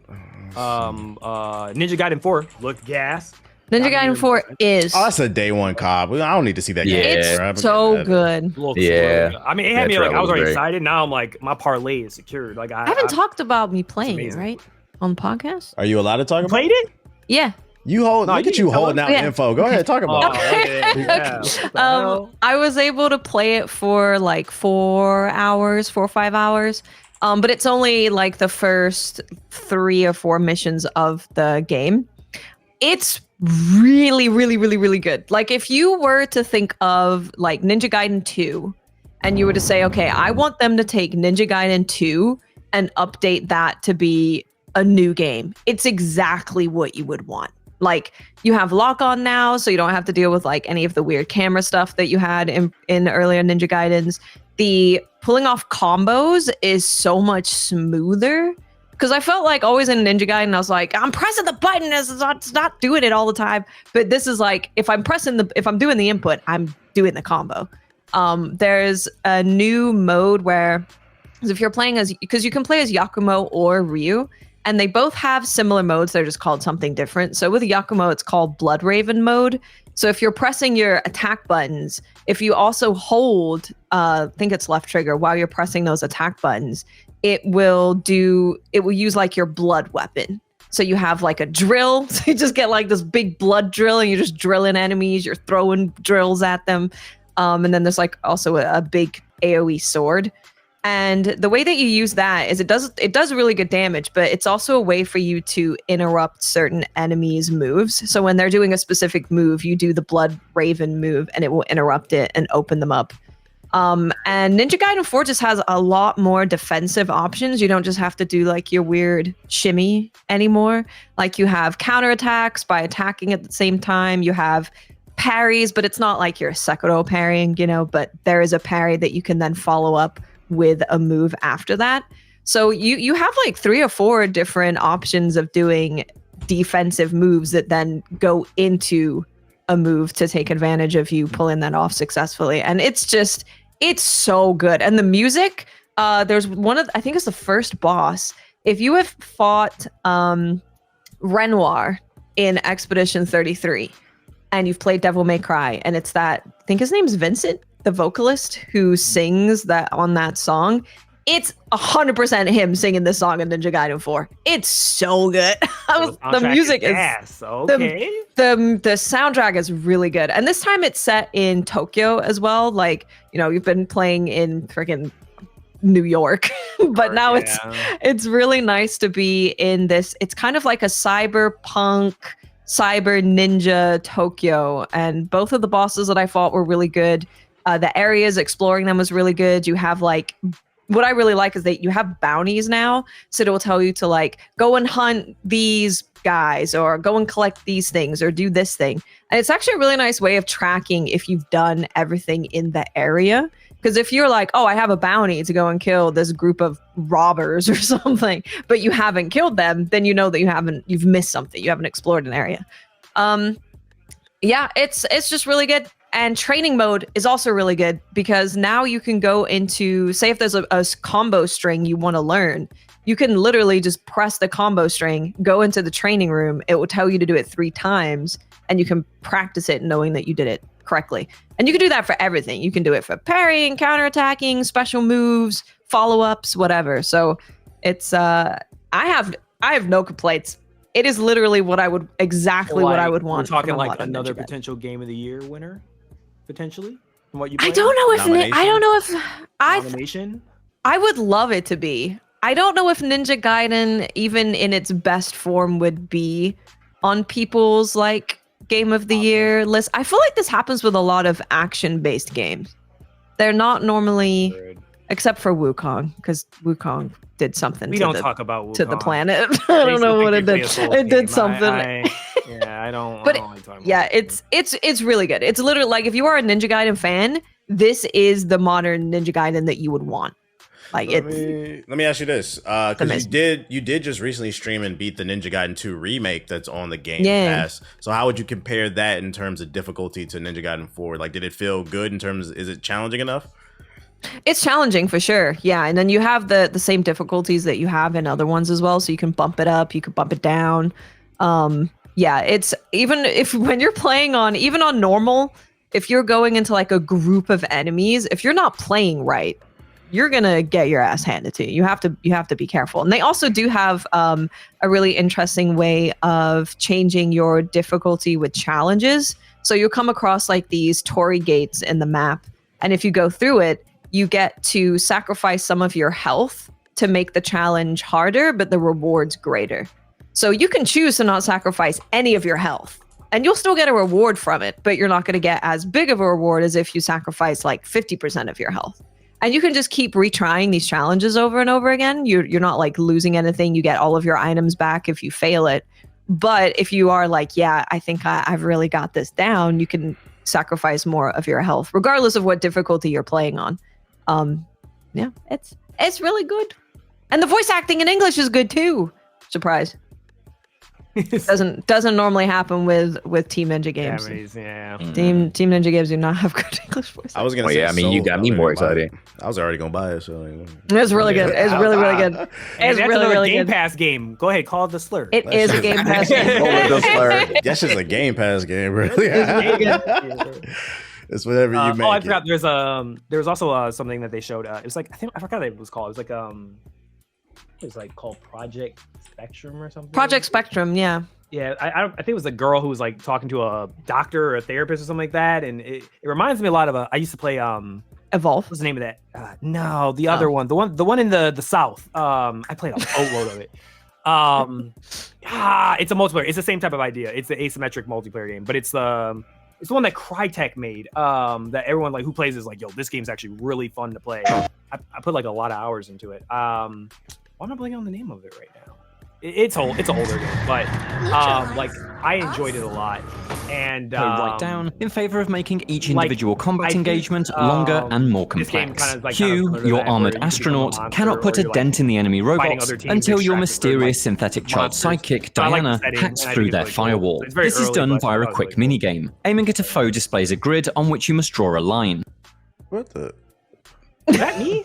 Okay, I wasn't going crazy. I thought heard that? Who's who's making that noise? Who's playing the damn video? I thought it was you. That's gonna show up. No, it wasn't me. I just closed my damn. Okay. I'm like, who was it? Who was it, Jay? I think it was JG. Bro, I did ask. I was like, do I keep talking? Is this in my ears alone? Like, I'm so sorry, my bad, bro. Let it go too long. I was about to say stop talking because I was like, yo, I could have sworn I muted my web browser. I'm like, where the fuck? No. I didn't. I was like staring at Watch. I was staring to me. I was like, wait, do they hear this too? I'm gonna just leave that in the video then. Okay. I was like, so I'm not gonna panic closing tabs and shit. Bro, I was doing the same thing. I closed Steve. I closed this. I was like, is this me? I can't hear myself think. Sorry, yeah, my bad. I didn't mute it. I'm sorry. Okay, anyways, what I'm trying to make was it seemed cool. We have to see some more. It's like I have it on my list. Yeah, I have I was writing down things that looked interesting from just the Gamescom period, and I put Project Spectrum on there because it's a PvEVP game, but it's like super kind of psychological thriller horror stuff, and it's kind of like Evolve, where a player will be like a monster and you hunt other players. It's kind of similar to that, but I don't think it's an extraction game. I think it's I don't, because it's not on Steam yet. So the only way that I've been able to tell what it is from you see the trailer and you're like, it looks pure PvE, but then you see a player go into like a monster and then the monster is hunting down players. Which is like that Evolve idea. It's like Evolve. That's why I'm like, I think it's gonna be something like Evolve, but I don't know for sure. But I like the vibe of it. So I wrote it down because I like the setting. I think the setting looked pretty cool. It's horror. You didn't talk about your parlay game, bro. Which one?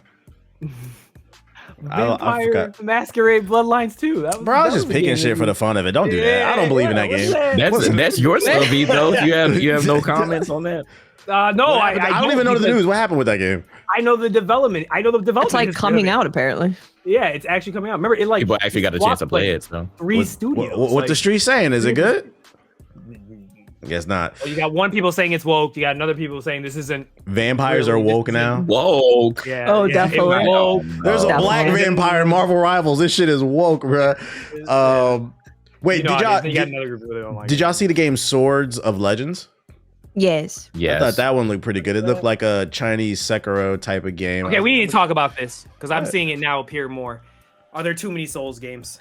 No, there were hardly any at Gamescom. There were like 2, and one of them is a first-person game. I'm saying in general, we just had Wuchang come out. We just had not at all. Because so you know what? Ethos? So first of all, the reason that I put out the tweet about how like people don't understand what Soulslike means, I put that out 2 days before people were like, Silent Hill F is a Soulslike. I'm like, this is why we need to make sure that people understand the definition, because like you're calling everything that has like a health bar, a dodge, and like a stamina bar, a Souls-like. So I'm saying, so I was like, watch, Ninja Gaiden 4 is gonna come out and they're gonna call it a Souls-like. Oh, because it's got shrines, it's got limited healing, it's got health bars, it's got everything. Hold on, Ninja Gaiden has shrines. I'm gonna go ahead and kill this argument. So I think no, there's not too many Souls games. I think a better way of rephrasing what they're saying is there an uptick? Is there more than there used to be? Yeah, I think that's a fair argument. But is there too many? No. It'll be like one or two that'll come out a year and people are like, oh, there's too many. And my thing is, the people who are bitching about this are the people who don't even play Souls games, guys. Yeah. So I don't even understand. You never were going to play it in the first place. Why are you crying about that? And you guys can't see it, but it's going to be in the video version of the podcast. I'm going to go ahead and bring up the top 10 selling games of 2024. Number 1. Oh, here you go. Black Ops 6. 2, college football. 3, Helldivers. Sparking Zero. 2K. Madden. Call of Duty again. FIFA. The MVP bundle, which for those unaware is a bundle of college football and Madden. So this game appeared twice. And then Elden Ring. So out of the top 10, only one game appeared in the best-selling for Souls games. You guys are not even buying them. I don't even know what the point, but you don't complain that there's 2 Call of Duties sitting in the top 10 best-selling, 5 different sports games, one of which is a repeat because it's a goddamn bundle. It's just, it's a straight-up lie. That's perpetuated by people who don't even who are crying because Spider-Man 2 didn't win Game of the Year. I want to hear this shit. Oh, man. Well, at Gamescom, I'm like, oh, it's another sci-fi FPS game. Oh, look, it's another sci-fi FPS game. Oh, look, there's another sci-fi There were like 7 sci-fi FPS games. And then like, I think people they see third-person action and they go, it's a Souls-like. Good example is La Divina Commedia, which is by the same people who made... Oh, cool. What? La Divina Commedia. I said chlamydia. The Divine Comedy. It's based on the Dante's Inferno. I saw that one. Yeah. So this game, people were like, "Oh, it's a Souls-like," because there's like one person fighting one person, and it's like third person.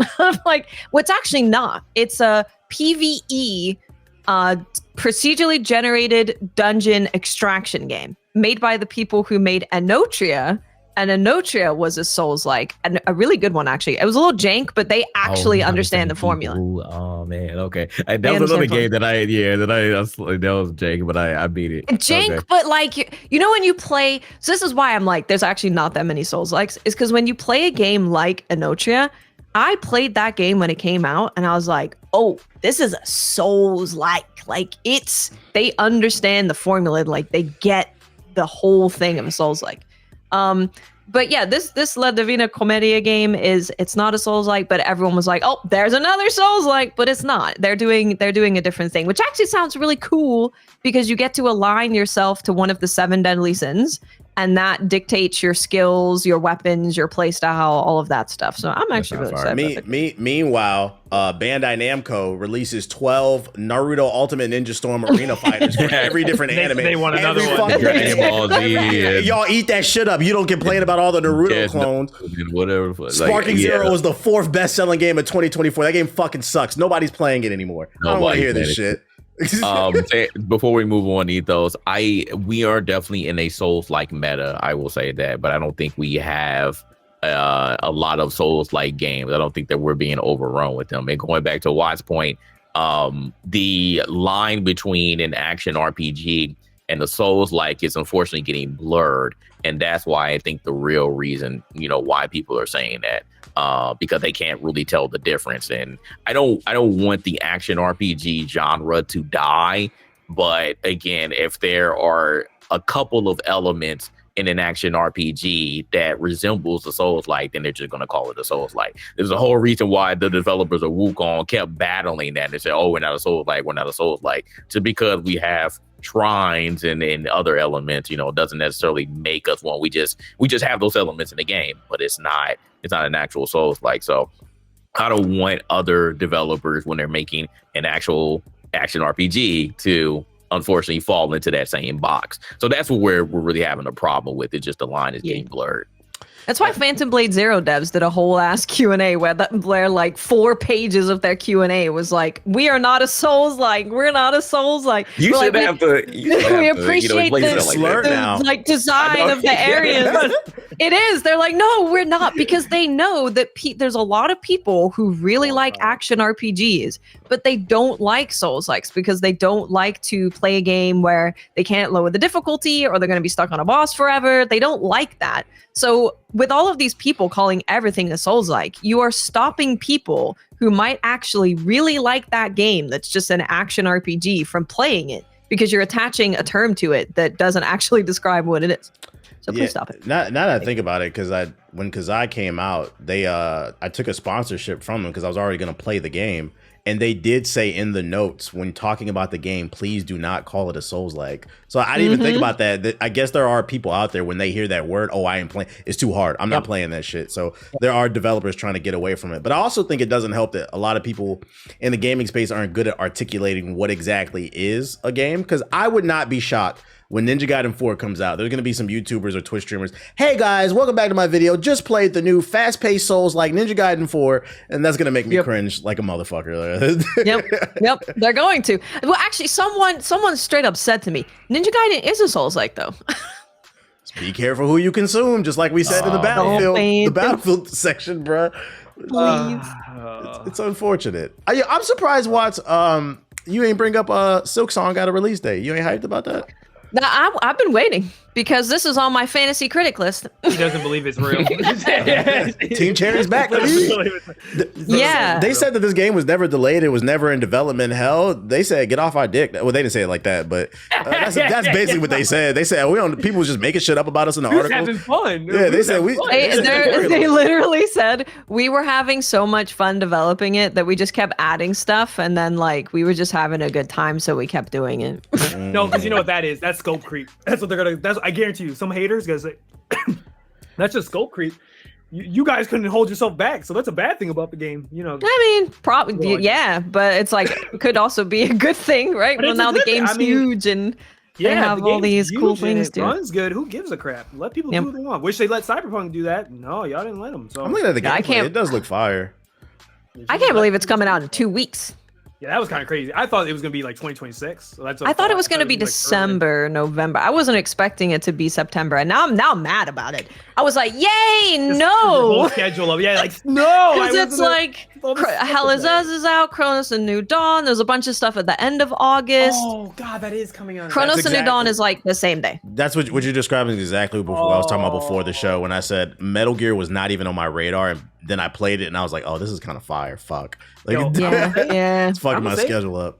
This might be another all-time great year of gaming. It is. I agree. For sure. It 100% like gaming is dead. People pick the worst time to say gaming is dead. This is a great year, bro. It's over. This is an insane year. I wouldn't. I think they should have maybe put this in 2026 because the top of 2026 is not a lot of. There's just a lot of competition. But then again, Silksong's fan base is super rabid. They're probably gonna buy it regardless.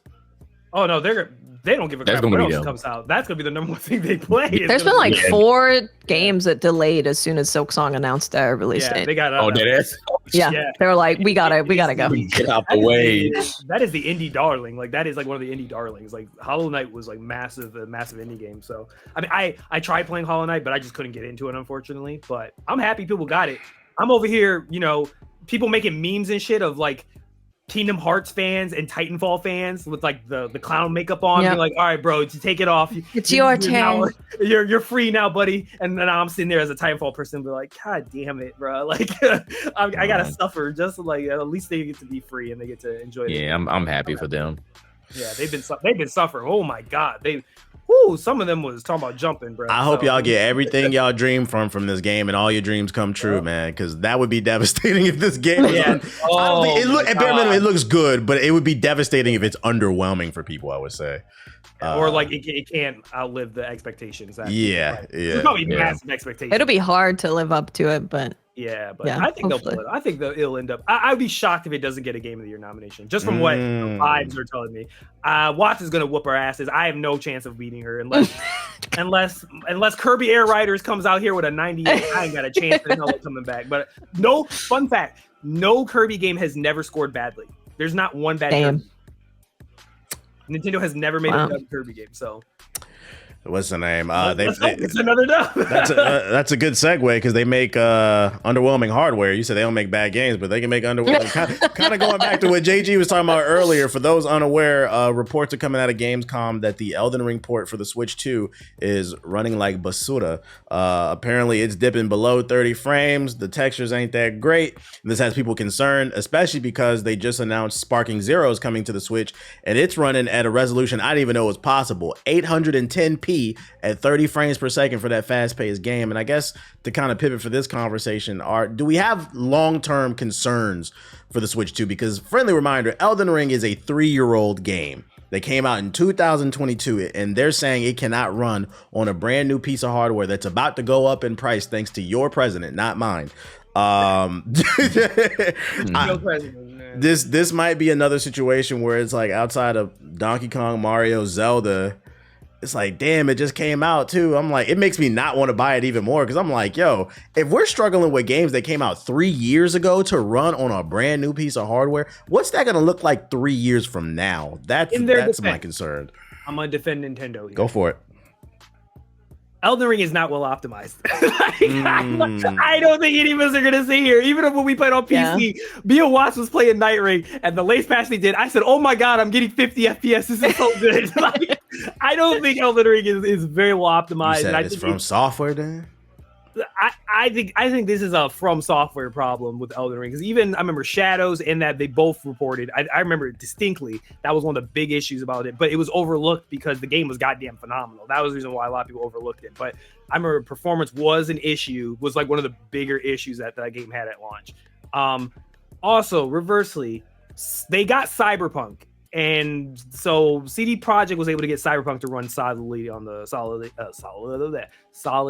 on the Switch too. So, and I would argue Cyberpunk is way more technically more demanding than Elden Ring is. So I think this is like a studio to studio type thing, not because it's the same problem with like people will be like, why does Pokemon look like ass? But like it can also pump out like Xenoblade. Why does Xenoblade look so good? Why can Zelda look so good but Pokemon looks like ass? Like it's the same argument. I think it's like a studio to studio thing, less than just the hardware. It's just we should just call the hardware ass right now.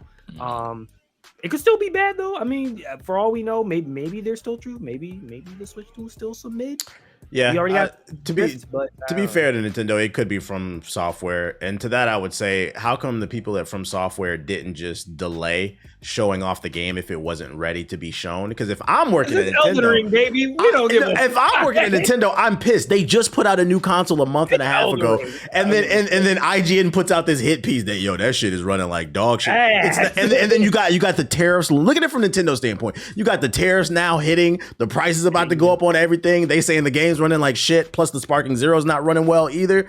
It does make Nintendo look bad. So like if I'm trying to maintain a relationship with a company, I'm looking at From Software. If it's true, it's them. I am kind of like, come on, why'd y'all do that to Nintendo? Why'd you do me like that? Yeah. And like T-Bags was saying, it's just overall not a good look. And unfortunately, this is just what has been happening before. Like this isn't anything new for Nintendo. Like they just have a bad track record with third-party developers and have a bad track record with any type of ports that come on their console. So yeah, hearing this news, it's not like the timing is terrible. It's one of the worst time that you can get for someone who, for some reason, I don't know how you exist and what you've been doing, but if you only own Nintendo consoles and you've been waiting on a third-party game like Elden Ring to come out, you never played it before, and then you get it, and it's sub 30 FPS. Like, what the hell? Like, that's a really, really bad look. The Steam Deck ran better than that. That's a crazy seriously. The Steam Deck actually ran Elden Ring. Well, I'm hearing the comfort game girlies. They're mad at Nintendo.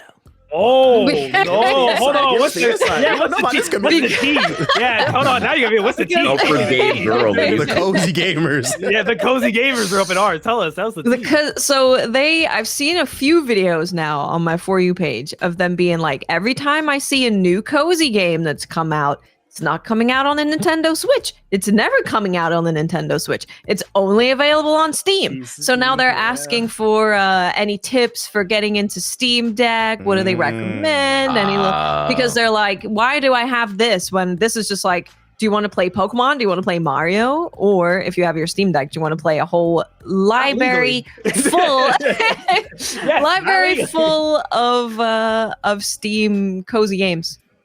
So they're also like, I'm just gonna go get a Steam Deck because all these cozy games that I want to play. I'll tell you why. If they want an answer, I can tell them why. I have developer friends allegedly that tell me why. Nintendo's a pain in the ass to get on that market. Like, the Nintendo seal of quality that's been around since like the 89. But here's the weird part: when Switch 1 was out, they kind of opened up the gate. Like there was some like questionable adult stuff that was popping up on the eShop on the original Switch.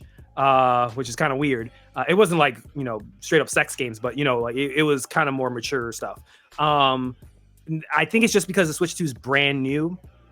It seems like they've buttoned down the hatch now for getting like a lot more indie stuff, unless like you're already like really established. And a lot of those like cozy games, they're like indie developing studios that are like kind of smaller, not really like massively well known and stuff like that. So it's harder for those type of entities and studios and solo devs to get even into the door to even get their game looked at by Nintendo to get it onto their platform. While Steam is just give me $100 and we got you. Like you got up on our platform. So and then other developers I know who have like their indie game that's by like 4 people on Steam and they're going over to Nintendo Switch. They have to change so much of their game to get it running decently. Like they basically, one of them had to remove like all their lighting and redo it because the Switch just couldn't handle any of the lighting that they had in their game. So TLDR, it's Nintendo's fault on this one. Maybe it's like a 50 give and take. It's a give and take. I will put a little bit more. Play Nintendo's 60, let's say 70. 70%. You biased because we know you hate Zelda and all that shit. That's what it is. You hate I don't hate Zelda, man. Freaking can I say though, with the Switch 2, now that I think about it, like I kind of just had this epiphany while y'all was talking about it. The way like PS4 ninjas talk about the PS5, I ain't upgraded in the last 5 years because there's nothing to play, which is cap. That's how I kind of feel about the Switch 2. I don't know about y'all. I have no desire to buy that thing right now. Agreed. That's my Dustbloods machine. That's the thing. I think it's reverse. I think Nintendo fans are the reverse of PS4 people. Like I feel like they're anxious to buy everything for no goddamn reason. Like, do you remember when it first got announced for pre-orders? Like how insane they were. Like people were like, "Whoa, hold on, there's some like questionable stuff going out here," and they just rushed in and pre-ordered and made it like massively pre-ordered it. I was seeing people flexing, buying the games over just because it's quote unquote the upgraded version of the Switch 2. Of game boxes, being like, I bought 4 versions of the same game on the Nintendo Switch. I'm sitting there like, what? Victims of late stage capitalism. They don't even know it. Yeah, they're the reverse opposite of the PS4 people. Yeah, I agree with that. Yeah, I don't really feel the need to buy it until Dustbloods comes out. And like, I'm gonna be honest, it's got to get good reviews too. What if it comes out booty too? What if it has performance issues too? That's what I was worried about. As soon as I heard this news, don't say that. I don't care. Don't say that's crazy. I said it could be a slideshow. I'm gonna be playing that. As soon as I heard about Elden Ring, I said, "Oh no, Dustblood is gonna get cooked." Nah, that shit is slideshow. I'm not buying that either. I'm not paying. I think it'll be fine for a slideshow. That's the only game I want to play. That's gonna piss me off. I know. It's an exclusive, so I think it will be fine. Like they clearly were developing it with Nintendo before like Switch was announced. So also, I want to point out for all of you Silksong people, you don't have to buy it on the Switch. The Game Pass provides, baby. You can get it on the Game Pass. You can get it. There you go. Oh, I didn't even know that. Okay, well maybe that's it's on the Game Pass. I saw they had a video today. They're actually marketing. They put a video of them like pointing at games, be like, "This is on Game Pass. Ninja Gaiden's on Game Pass. Like, look out! These games are." Yeah, because they were they had that little preview during their Microsoft conference, right? During they're like, look at all this. That's why they did that. Persona 4, it's all on Game Pass. And then last but not least, I think this was announced. Yeah, this was announced like right before Gamescom. But there is a 4th Darksiders game coming out. This was announced during the THQ digital showcase. Oh, wow. That's shocking. Yeah, it's a shocker because this is a game that I feel like has a cult like following, but it's always kind of struggled to sell. The second one is my favorite. I think the third one was The first one was too. He's black. Sure, let's go with that. If you never played Darksiders, in my opinion, it plays like God of War mixed with Zelda. Good action and puzzles and stuff like that. You played the third game, Jay. What the fourth game got to do to move you? Wait, hold on. Before you get into this, was the third game of Soulslike? It was actually. Was it a Soulslike? It was a difficulty wise. It kind of had some, but no. Did you play it, Watts? Did you play Darksiders? I haven't played Darksiders 3. No. I need someone to answer this. I need Watts. I need you to play it for like an hour, and I need you to definitively do it on stream. Don't even look at gameplay. Just play it on stream for an hour, and then I watch the definitive review. That's what we should do. We should do a Watts special section in the podcast. Is it a Soulslike? Watts, this week's video game is next. Yes, it is. There you go. Yeah, that'd be perfect. Yeah. Okay, I'll do it. Anyways, you were saying, sorry, you were saying because you played the. Oh no, I don't know what it could do. I don't even think I finished the third one. It was something else coming out, so I don't really have a strong opinion on Darksiders 4. I say for me, is it a new person? Like, is it? No, you're playing as the game you play as one of the different 4 horsemen of the apocalypse, but in the fourth one, I guess you're playing as all 4 show up in the trailer, so I'm assuming. So what I was gonna say it would be really dope is for like the game be broken into 4 different sections, and each stars a different brother or sister from the apocalypse to basically save the universe. It'd be cool if they put co-op in there, but play the second one if nobody's ever played it. You know they had a spinoff that was co-op. It was like a dungeon crawler. Yeah, that's who the fourth brother is. That's why I learned, because when the trailer first popped up, I was like, yeah, who the fuck is the fourth person? When did they drop a fourth game? And they were like, oh yeah, that dungeon. I was like, oh, I didn't play that one because it was a spinoff game. But he's gonna be in the traditional mainline game now.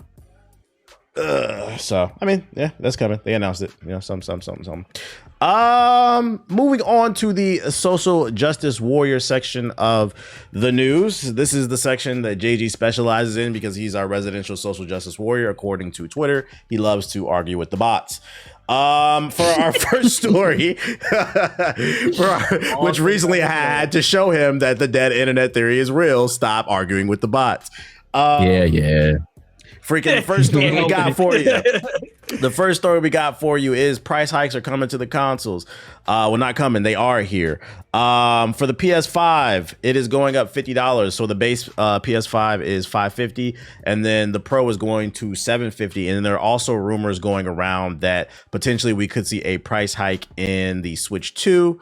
I'm probably about 50% sure this is going to happen. They're saying in 2026, but it has been confirmed for the PlayStation. And by the way, because this is just a tweet, I actually read the article, the actual PlayStation blog. On the blog, it says these are the suggested prices for the stores, meaning at Target, Walmart, big box that have power and have money to buy in bulk, it probably will be $550, $750. But at the mom and pops, if you shop at it, the suggested is just a suggestion. You know, with weaker supply chains, you know, they can't buy in bigger bulk. They might have to pay more, which means you might have to pay more.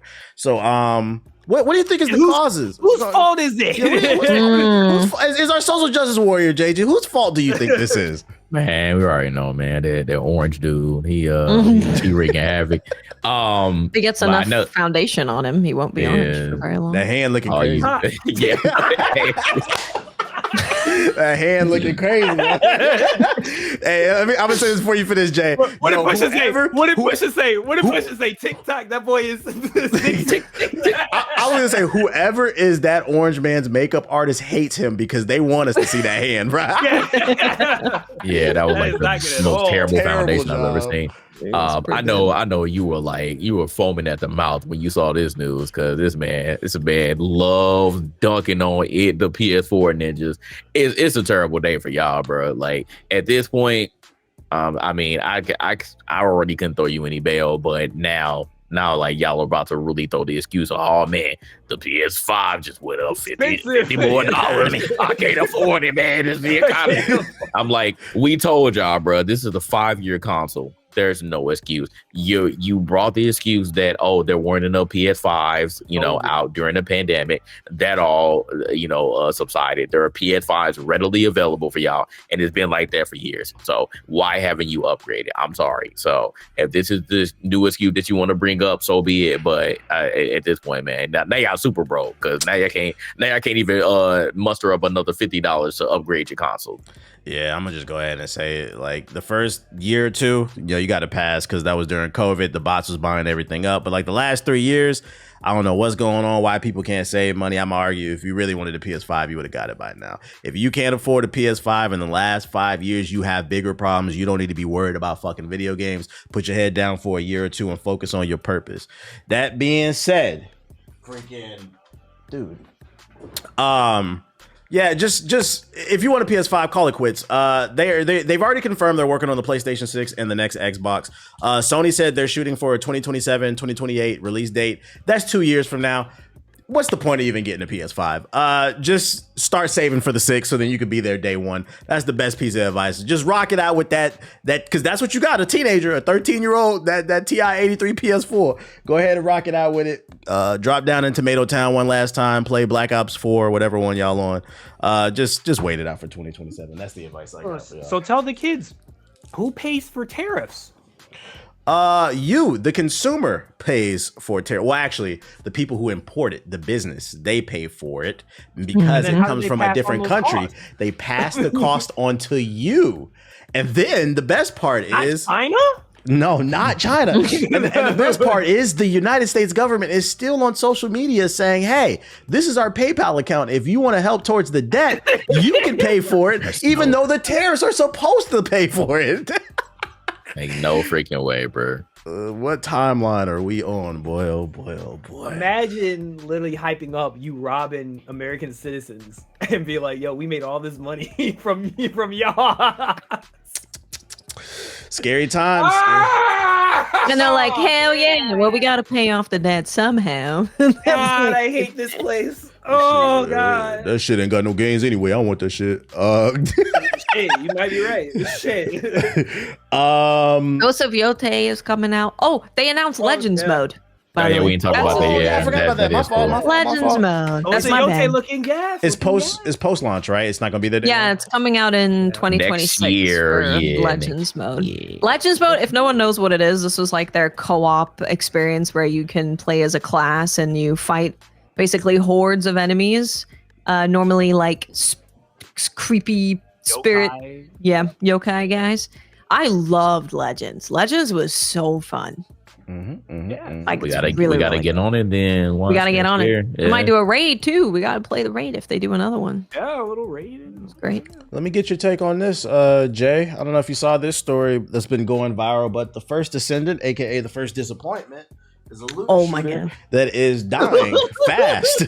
And apparently they are using their last pennies to advertise their game on social media. But people found something interesting when they found the advertisements on TikTok. And it was the fact that they were using AI. And not only were they using AI influencers to promote the game, but apparently they were stealing content creators' faces and creating AI versions of them to promote their games. Now people taking their jobs, taking the job without their permission. And it turns out it was true because they got called out and they apologized for it. And they said, we're looking into the situation. What do you mean you're looking into it? You did looking into it. You did it. You authorized it. You fucking did it, bro.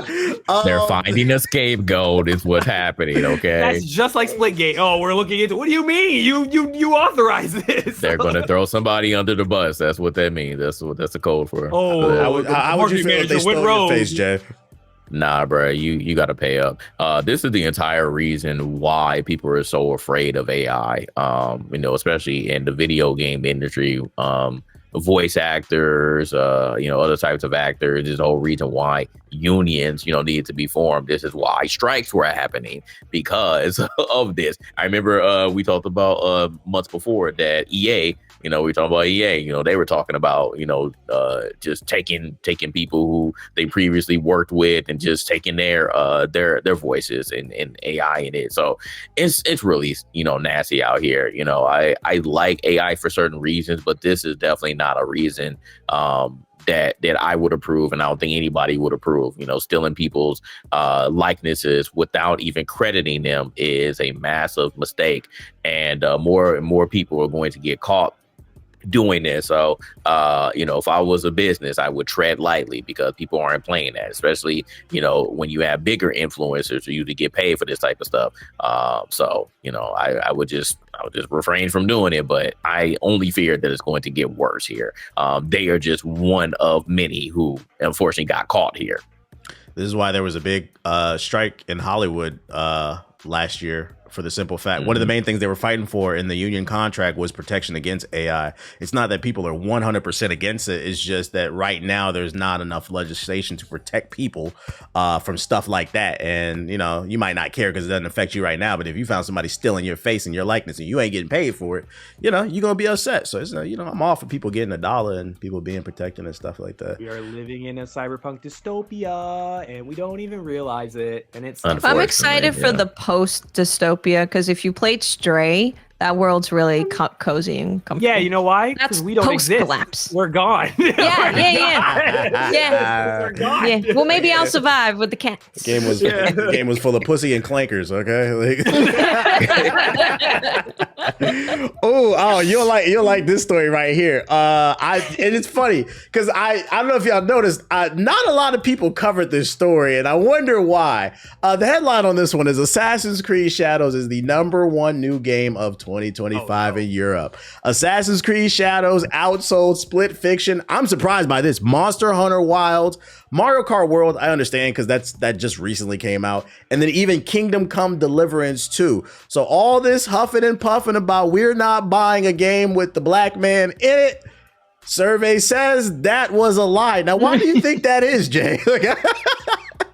That's a from the homeland of the white people. That's crazy. Yeah, I know, right? What the EU did make this game, so it's just So I wonder what type of marketing went on in the EU because this is very interesting. I actually was not expecting it. FIFA makes sense, or EA Sports FC, whatever they want to call it now. But Assassin's Creed, topping all those games, that's something. So I really want to know what marketing happened. But I like the game. So obviously, they didn't let the black man stop them from enjoying the game. But that's pretty remarkable. So I'm sure Ubisoft really likes that. But I just want to know what marketing went into it because that's definitely surprising to me in the EU is selling like that. I have a theory and it has nothing to do with marketing.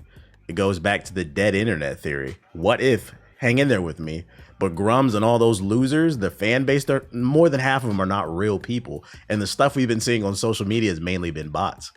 Okay. I'm rolling with it. They're a minority voice.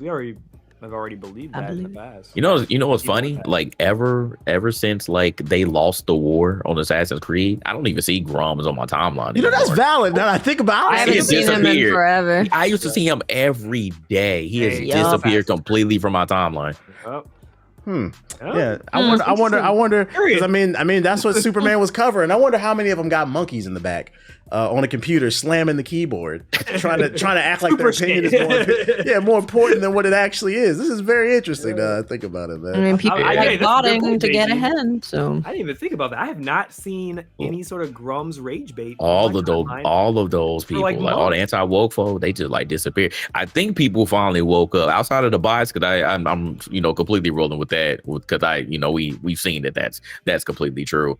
But I think that people also started finally, we talk about being woke, but I think people finally woke up and was like, nah, y'all are grifters, y'all are doing all this crap, and I think we finally are sick of it. And I remember T-Bag, you talking about that. You I think eventually people are going to wake up and be tired of this, and I think we actually did.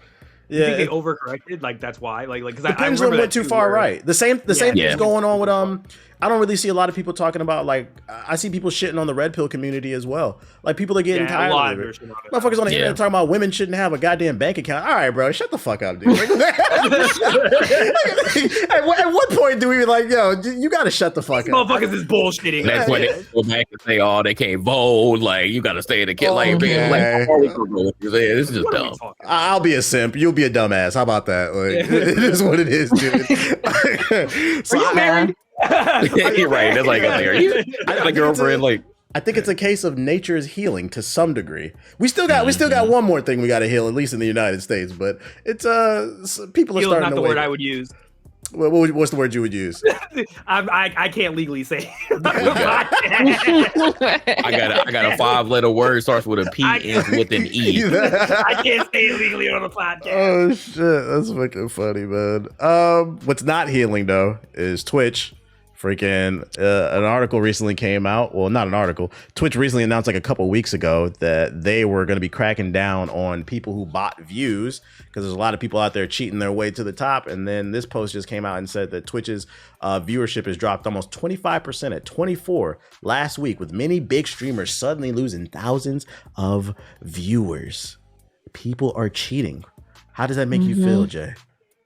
You know the funny thing about this? We've been hearing about people view botting for years, like years. I remember SQC was one of the people who recently woke it up, and everybody was just like, "Oh no, you a hater," because of some of the people who even named it. But he was like the majority of people on Kick or a view botting.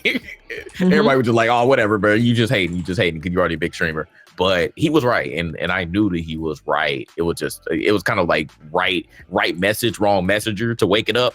But now we're finally at that point where I think people we're infinitely tired of it. And again, like, we're seeing an influx of just bots, period. Not only on Twitch, but Twitter, X, whatever you want to call it, social media, period. We're seeing a ton of bots just running rampant. So I think that's really the main reason why Twitch, in this particular case, decided to, finally take a stand. But I've also heard theories that Twitch already knew about it and they just let it rock. I heard there was lawsuits. That's what I heard. I heard there was some legal stuff about to come down, and they were like, there were some people who were like, your numbers are fake. Like, you remember Overwatch had that controversy too about how they were cooking the books about like the viewership of the OWL.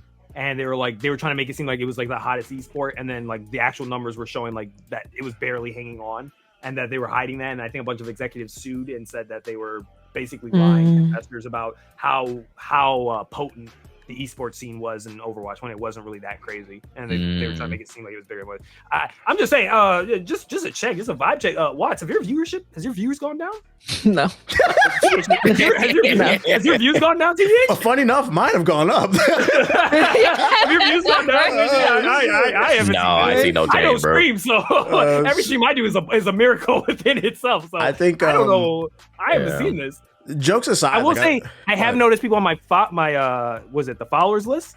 I have noticed the numbers don't look like how they. Down? I remember some of them bigger I people I think follow. A lot of people were doing it. Like the big people seem to be doing it by like 20K, and then smaller mid, or like maybe they have like 50 extra or 100, and just to bump them up a little bit further. A lot of people I watched that were like in the 500, 600 range of viewers, like TBH, like your range, like you and Watts, like your range. I started to notice. I was watching yesterday, even today before this. I was like, damn, 87. I was like, that's not normal. Yeah, that's live. Yeah. Going from like 500 to 87 is. Yeah, I was like, what the hell? And there was like another person. I was like, normally I see them around the 400 range, and they were at like 125. You said they had a bad BBL. You'd be like, show you that.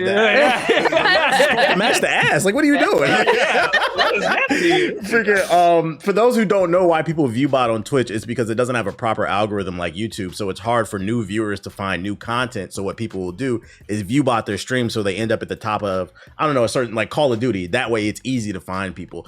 The problem is Amazon owns Twitch, and we all know Amazon likes to make money, and this could affect the advertising dollars. Because I just let me pull it up on so I did the math, and I don't know if this is correct. I don't know if this is correct. According to Google, Twitch averages 35 million active users on the platform daily, right? So I went ahead and put 35 million into a calculator minus 25%, and it came out to almost 9 million users. Now, if you're an advertiser who's paying millions of dollars to advertise on a platform, and millions of those viewers are not real, I'm fucking pissed, and I'm pulling my money to the platform until they clean that up. And then you got not Twitch, but Amazon owning them. My worry is that these people who've cheated their way to the top could end up hurting the business so much to the point where, who's to say Amazon just cuts the plug one day? You guys just are not making the money we need. The platform's not growing like how we need it. You guys are not, because I think the real solution is they should have been found a way to create some type of algorithm to help people find new things to watch. That's the real solution. But kind of like what you were saying earlier, like they just kind of allowed it, and now it's created a very serious problem. So people are laughing about it, but I'm like, for y'all that like this is your living, it's really not as funny as you think it is. It's actually pretty. I know they bad. fixed it. How you fix it? Have Trump buy 10% of the company. Just like Where'd you get that intel? That's happening in intel. That was some good old socialism. What do you mean? The government stepped in and paid 10% of a company, of a private organization. That was the joke. Oh, man. That one flew over your head. I get it. Yeah. Before we move on, I remember Devin Nash, shout out to him, because he woke it up again, and because he actually owns an advertising management company. Yeah, and he tweeted about, he was like, I don't even want to, put my money into Twitch anymore because people are view botting. He was like, I seen it, and it's literally hurting my business, doing business with them. And I remember a recent example. The interview, remember FextraLife? They don't stream anymore. Yeah, they stream? Yeah, exactly. Best builds. FextraLife, I found them again during the Elden Ring days. They don't stream anymore. And the theory is that Twitch knew that they were view botted because what they did was they streamed, right? But they have their own website. And on their website, that's how they were funneling in the view bots. Embedding their stream. Yes, yes, because they have it plastered, that they have it embedded on their website. It was this big on the page. Allegedly. Yeah, allegedly. No, for sure, 100%. Well, they definitely did that. That was 100% correct. Okay, never mind. Yeah, that was 100% correct. Yeah. So, they got called out like crazy for that. Yeah. So the theory was that Twitch found out, and again during this whole view botting crackdown, they allegedly told them to not stream anymore, or they would threaten legal action. So that's why that's why allegedly they don't stream on Twitch anymore. But that's correct, because they was getting like over 10K every stream that they did. Every stream they were like top of the new games directory. Because it's a new game. People are looking at the wiki for new game stuff. So of course their game that they're streaming, that's that new game, is at the top. And they should have a good wiki. They did good work there. It was just, again, the whole streaming practices that people didn't like. You didn't even have to do that. Like, it's just literally greed. Yeah, you guys are in the group chat talking about it. Oh yeah, I get it from the wiki from FextraLife. I was like, that fraud? And you're like, wait, what? Yeah, we're like, what? Wiki is bad too. It's full of so much incorrect information. It's actually crazy. Pages are incomplete. I'm like, because what they do is they just they will just fill it in, have like a page with nothing in it, so that when you Google it, it's still the first thing. Goes to them. Yep.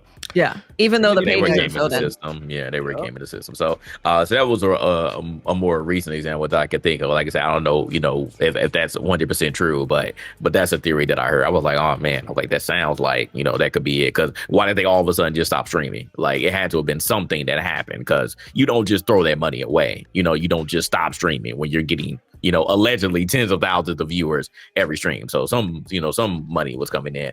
But I just never understood, again, I feel like it's more obvious, but if you're already a top streamer, if you're already in the top 5%, 1%, why would you still feel the need to, if you're doing it on purpose, to get view bots? You're already at the top of the echelon.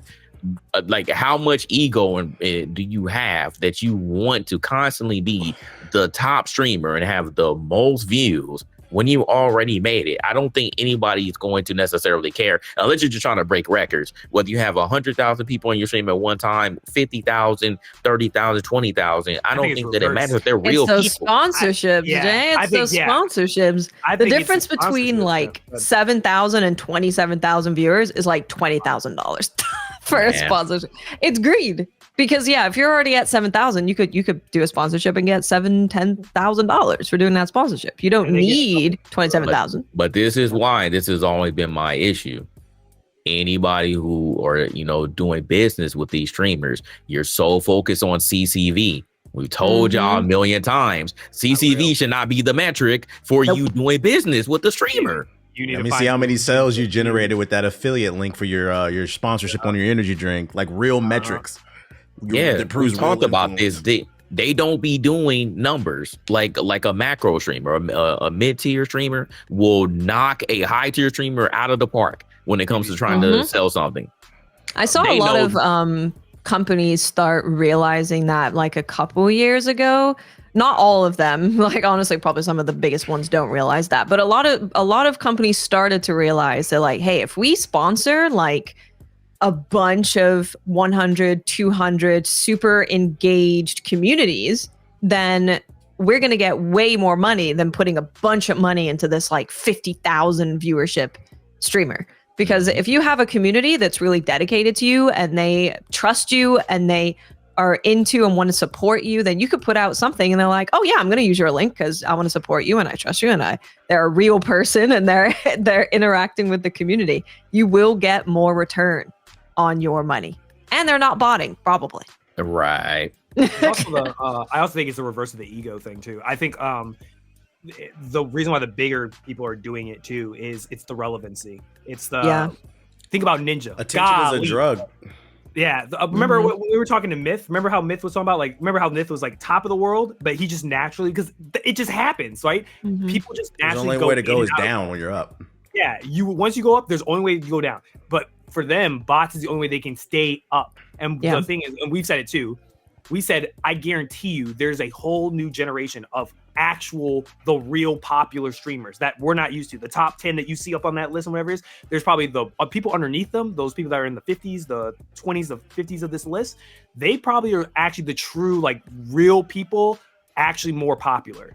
But you don't know that because, the top people on the stream botted. They just kept the botting so high that they'll always stay relevant no matter what. They're never going to be able to go under a threshold that then the smaller mid-tier people who start to have a genuine burst in popularity and they become popular, they can never break that glass ceiling and reach those higher echelons because we'll buy more view bots. Oh God, this person's getting up to where I used to be. I'm about to get kicked out of the 10th spot now down to 15. I'll buy 10K more so I can make sure I stay higher. They won't notice. I'm already popular. They won't notice. But if you look at the actual numbers, I guarantee you, once we see the number change of active people, I guarantee you it'll shoot down. I guarantee you a lot of these people that we've seen up there for years are going to go shoot down now to the 30s. And you know what I say to that? It's going to affect all of us from a financial standpoint. But from the viewer standpoint, the average person's not going to care. And you know why? Because there's still PDF files and scammers on the fucking platforms that still have fan bases. So I think the botting thing, from a viewer standpoint, most of them are not going to care until the website gets fucked up and it could become the next Mixer, maybe because it's not making the money that they need to be making. Because like you said, there's a big, when you lose 8 to 9 million viewers, you find out they're fake and you're paying millions of dollars to advertise on the platform. I'm pulling my fucking money. And then that money is not going to trickle down to the people that it's supposed to go to. It's bad for business. I wish they'd just nipped it in the bud immediately because there already were advertising companies who were sponsoring Twitch streamers and not getting a return on their investment. So they stopped doing it. So that's why it took a really long time for them to actually start sponsoring Twitch streams. It was only ever YouTube videos, because they weren't getting a return on their investment. But if they nipped it in the bud right away, Twitch streaming it's super community based. It doesn't have on YouTube, there's not that community and chatter kind of culture there. On Twitch, things are more close-knit community around a streamer. So if they nip that in the bud right away, I guarantee you'd be making more from Twitch streams than a lot of these, especially YouTube streams. Twitch needs to figure it out. They need to figure it out because I'm gonna be honest, the only reason I think YouTube hasn't killed them is because they're not trying, and they never really tried. They halfway tried a couple of years ago when they signed a couple of streamers, but they never tried and then consistently trying to stick it to Twitch. They better hope that YouTube doesn't ever try to do it, because one thing I will give about YouTube is I've been consistently streaming on there for about 6 months, and at first I was averaging 1 to 200 people without any type of advertising. I'm trying to attract a new audience, but I'm not gonna lie, and I was telling to the Twitch chat, I was like, the algorithm is starting to pick me up. I've been averaging peak 700 to 800 viewers on my YouTube. So then when I combine that with the Twitch, I'm almost hitting 2,000 viewers. You can't get that on fucking Twitch. I was like, yo, the YouTube chat might overtake the Twitch chat at some point because there's actual proper discovery if you get consistent with it, basically. Too bad they're dumb as rocks. Yeah. the YouTube stream, it's unfortunately, they give you one button to moderate with and say, good luck, God bless. Good luck, buddy. Just ignore them. That's what you got to do. TikTok's even worse. TikTok's even worse. Yeah, TikTok. Listen, the chat window I have them in is smaller. I stopped streaming altogether on TikTok. I couldn't do it. I was like, these people are crazy over there for real. They're the worst. Yeah, they're insane. And last but not least, Roblox is back in the news. Never for good things. Top 5 games with PDF files in the community include Pokemon, Smash Bros, Roblox, Minecraft. The 5th is interchangeable. I say Sonic, but it's whatever you want to pick. And Roblox is back at it. This time they're being sued by the entire state of Louisiana because Roblox CEO refuses to protect the children. My bad. The children. Recently there was a YouTuber that was he exposed like 6 or 7 PDF files on the platform. And it doesn't help that there's a dating app they have now. It's in beta and it's really bad. I seen some screenshots on TikTok. And like it was this girl scrolling. I guess she got into the beta and it was just saying 7-year-old, 7-year-old, 8-year-old, 37, 6, 5. I was like, this is gross, bro. So they're going after the CEO saying that you guys need to put more tools in place or we're gonna arrest your ass, Jay. How we feeling about this? How we feeling? There's a man with kids. How we feeling about this one? Nah, I really, really want to, protect my children at all costs from platforms like this. Like, I haven't heard anything positive about Roblox pretty much since its inception. Like, we've known that this has been happening for a long time. We've seen some pretty crazy things happening on Roblox. And now that this news is picking up even more and the CEO is like doubling and tripling down, like, no, there's nothing going on Roblox. In fact, I think people will eventually be dating on here. Remember, I did that article. Like, bro, this does not sound good at all. Like, we really need to stop with all of these platforms and we need to start really going back outside and touching grass. Like, I know we've been using that as a meme, but we really got to touch grass. Like this, like we should not have platforms like this that regardless, I know that this wasn't the CEO's, or at least I will hope this wasn't the CEO's intention to have a game like Roblox be a freaking haven for PDFs. But unfortunately, we have seen these stories and you can't ignore things like this when it happens. But the fact that the CEO is constantly ignoring these and saying that it's not happening, just like that's even more nasty. And now you not only have Schlep, who TBH was talking about, who literally found some PDFs, caught them, and then the CEO came back with like, you're bad. I'm gonna sue you. I want to cease and desist you. Like, you're bad because you took it upon yourself to get rid of your PDF and make the platform a safer place. And then Schlep said, all right, you know what I'm gonna do? I want to get my boy Chris Hansen to come on. Oh, that's right. They did greenlight the show. Yeah, they said Chris Hansen gonna be on Roblox. They actually got the YouTube video. I will watch it in a moment. But yeah, bro, they got Chris Hansen to come out the woodwork. He said, yeah, we about to go. He said, I got this tip. Yeah, we about to team up with this guy. We about to catch PDFs on Roblox, bro. They are not playing. And the CEO, like the wise man says, he said, you're done. You're not getting away with it. You're done, you're buddy. done. You're done. And so like now people are calling for the CEO to resign. Like it's gotten that bad. So this is no, what's up? Let me ask you, do you know where he was recently spotted? Oh, I saw that. I got the image ready too. I'm glad you brought it up. Where was he recently spotted? Would you like to inform the class where he was recently spotted at the beginning of this year? He was at the inauguration. I'm sorry, say that a little louder. I'm sorry, I couldn't hear that. You said he was at the inauguration of getting really Orange. dark on this podcast. We're getting really dark. So you have all of these investors, these supporters. A current administration that has its own PDF problem? Yeah, its own problem, huh? Okay, and Ethos, have you ever heard the saying, birds of a feather flock together? No, tell me, what does that mean? What does that analogy mean? Please, that means when somebody enjoys basketball, usually they hang out with other people who enjoy basketball. Matter of fact, when people play games, usually they hang out with other people who play games, maybe even do a podcast. So the point is, the CEO of Roblox is being accused of harboring PDF files. He was at the inauguration of somebody who's also accused of being a PDF file in a little black book owned by Jeffrey Epstein. I'm not saying it is true. Who probably did not kill himself. Yeah, allegedly probably did not kill himself. Yeah. But counterpoint, Ghislaine Maxwell, the woman who has nothing to gain from saying Trump is innocent, said he did absolutely nothing ever. Oh, that's just pure coincidence. The sex trafficking perjury lady said he's innocent. So I don't see. All I'm going to say is when I saw this on my timeline, I was in utter shock that first of all, I missed this. But second, I'm not saying anything is true, but remember where you heard it here first on the podcast. If news ever breaks, there is a deep connection going on here. Don't be fucking shocked. In the age where we say things are, not we, y'all, it's not that deep, guys. It actually might be that deep, unfortunately. If it walks like a duck, if it quacks like a duck, if it smiles like a duck, it's probably a duck. Rabbit hole goes deep. I can go further. I promise.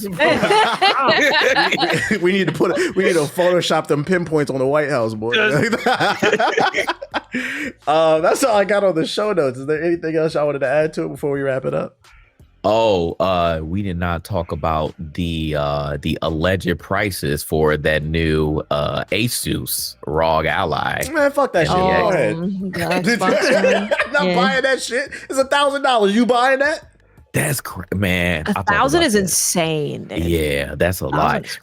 And the funny thing, somebody corrected me, but I didn't even notice that they already have an Ally X, and it's also $900. And I was like, oh well, it's just like Xbox branding with the Game Pass. It's just a reiteration. And I was like, oh, the alleged price. I was like, I don't think that y'all are going to not make your version, the Xbox version, the same price as what allegedly got leaked. I was like, it makes perfect sense if the other ones are the same price. But they said that they're allegedly monitoring what people's reactions were and are going to adjust accordingly. But no, there's a reason why you all didn't announce those prices. You announced when it's coming out, but you ain't bring the prices out. So I think it's going to be the same price. I don't think they're going to drop the price, especially in the tariffs. Now with the tariffs, they're not. It's going to be so. Just for people who didn't catch it, the regular Ally is allegedly $549, and then the Ally X is $899. So I'm just like, they missed the ball on that one. $549 is not bad. To be honest. $549 not bad. $899. Yeah, it is a little crazy. But and if you look at those specs, it ain't really mind blowing to go $899. I'm sorry. It's more powerful than the Steam Deck, though, right? Like, is it like what 2 times more powerful? Yeah, it is. Okay. It is, but still, I'm just like, I don't know about that. I still think the appeal of the Steam Deck is the price to performance. It's just too expensive. You gotta pay $899 for a handheld. I think at that point, again, just get a console. It's cheaper, or get a PC. Yeah, just do that. But when it's a handheld, I'm like, so you're not going to be doing anything crazy on this handheld. I promise you. It's still not going to play every single game. It's not going to blow every single game out of the water. That's a reason why you have these other systems, because again, naturally they're more powerful. So I don't know, but again, I would more agree with those prices that we allegedly saw, those leak prices. I think those are going to be the prices for the console. So buy it if you want to. I ain't gonna say what to do with your money, but I think you can spend your money better elsewhere, mainly for the Ally X. The regular one, I think that'll be okay to get. Okay. Well, there you have it. That's Jay's rant about the new Ally X. Ladies first. Watts, what's your closing statement for episode? You just see the face light up. What are we at? Where are we going? Where are we at here? I'll give you a couple games that I saw at Gamescom, so everyone can get their notepads out, note them down, take a look at them, watch some trailers. Cult of the Lamb, Woolhaven, Valor Mortis, Zero Parades, and PVKK. Check those games out. What? PVKK. Hey, don't make me say. Yeah, hold on. I'll say the full name if you want. Oh Lord. Planeten Venten Dingungskanung Kanung Kommandant. Is that a German game? All right, you're done. Game? You're done. What the fuck did you just say? That really is what the name is. That's the name of the game. But listen, if you say your game is anything like Papers, Please, I am going to play your game. I'm going to check it out. This is also being published by Kepler Interactive, who they know a good game when they see a good game. Yeah, they published Expedition 33. Okay. You operate a planetary defense cannon. So you're just in the bunker. I've seen the trailer of that. The bunker thing, right? Yep. The big can. Yep. I'm already sold. I'm there. Playing. What you said it was called PVKK. PVK. Planet Vertangungskan Kommanden. Okay. Dankeschön. JG, what's your closing statement for episode 167? Go. Ethos, you got it. I said Jay. Oh, I thought you said Ethos. TBH quit Wuchang. Just remember that, yo. TBH quit Wuchang. You still in beat because Ethos, what's your closing statement for episode 167? Go. Shoot. Shout outs to everybody watching us. Thanks for everybody for supporting us.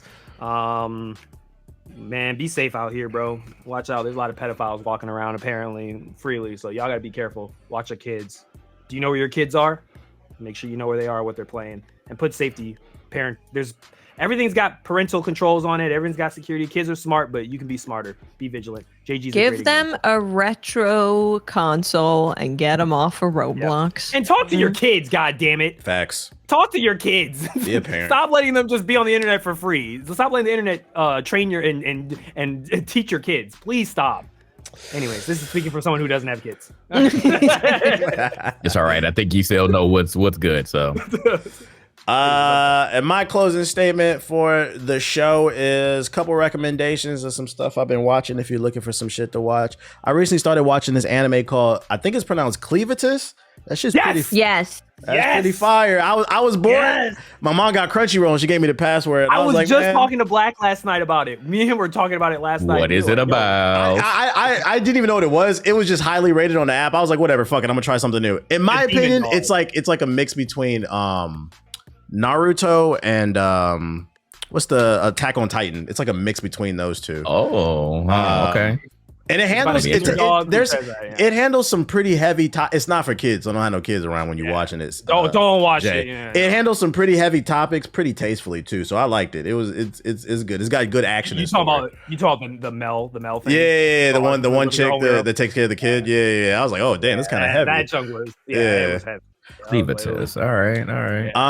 That's my first recommendation. And my second, if you're not into anime and you're into gaming content, pull up JG's vlog from last week and check him out playing Battlefield 6. Watch him miss everything. Watch his hand shaking Parkinson. It's a really good time. Really good laugh. I suggest you check that out. Quad Deathmatch sucks. UTF JG the Don. It had to be bad because people came in my chat. They said, yo, Jay, I don't know what's going on. I said, say it. Man. They said, Jay ain't hit nothing tonight, boy. What you about to say, Ethos? Quick question. Has anybody here seen Weapons yet? The movie Weapons? No, I haven't. I need y'all to watch it, please. I'm not gonna lie to you. It's not really scary, but I promise you, the last quarter of the movie will have you like laughing your ass off. It is the funniest shit I've seen like in the last 5 years. I've heard so many different things about that movie. I'll wait till it comes to streaming. I love it. I don't know what to make of them opinions. It's stupid, but I would recommend seeing it. It's a funny ass movie. I actually enjoyed it immensely. But yeah. Okay. Go watch Weapons if you haven't. I recommend. Well, this has been Gaming Illuminati episode 167. If you're watching the video version, be sure to hit the like button. If you're watching the audio version, rate it 5 stars. We appreciate everybody coming through and checking it out. Join the Discord, and we will see you on the next episode of the Gaming Illuminati podcast. Peace.